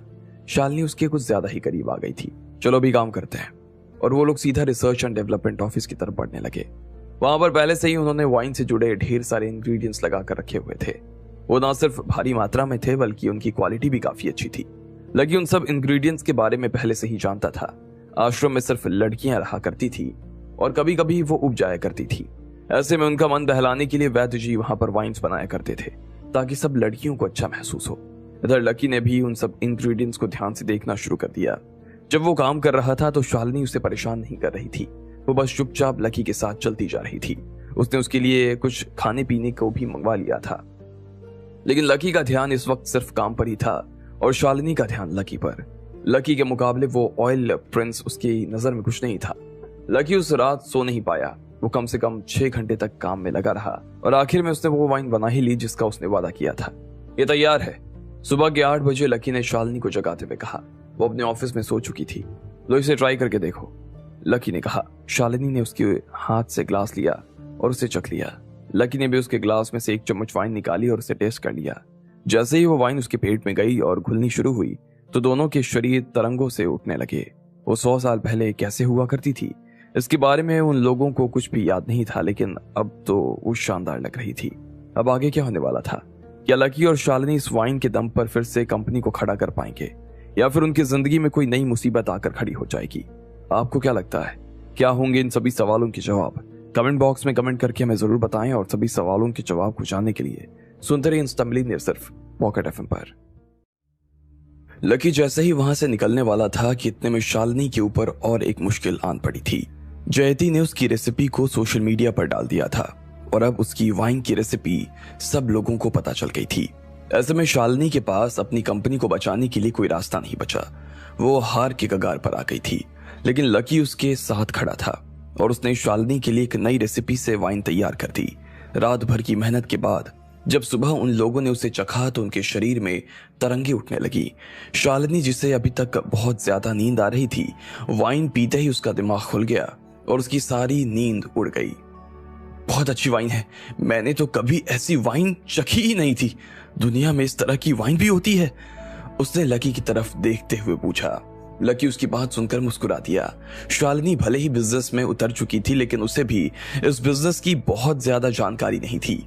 जैसे ही लकी उसकी बात का जवाब देता, इतने में उसके फोन की घंटी बजनी शुरू हो गई। सुहासिनी का फोन था। हाँ सुहासिनी, बोलो। लकी, आप जल्दी से हॉस्पिटल आ जाइए, यहाँ एक आदमी की मौत हो गई है, सुहासिनी ने घबराते हुए कहा। लकी ने जैसे ही ये खबर सुनी तो उसका सारा मूड खराब हो गया। कहाँ तो उसने इतनी अच्छी वाइन बनाई थी और कहाँ उसे सुबह सुबह ऐसी खबर सुनने को मिली। उसने तुरंत अपना एप्रन उतारा और सीधा कॉटेज की तरफ भागने लगा। वो जितना जल्दी हो सकता था उतना जल्दी कॉटेज पहुंच गया था। 20 मिनट बाद जब वो दरवाजे के सामने आया तो उसने देखा कि वहां बहुत भीड़ जमा हो गई थी। घड़ी में अभी 9 भी नहीं बज रहे थे, पर फिर भी वहां पर बहुत सारे लोग आकर जमा हो गए।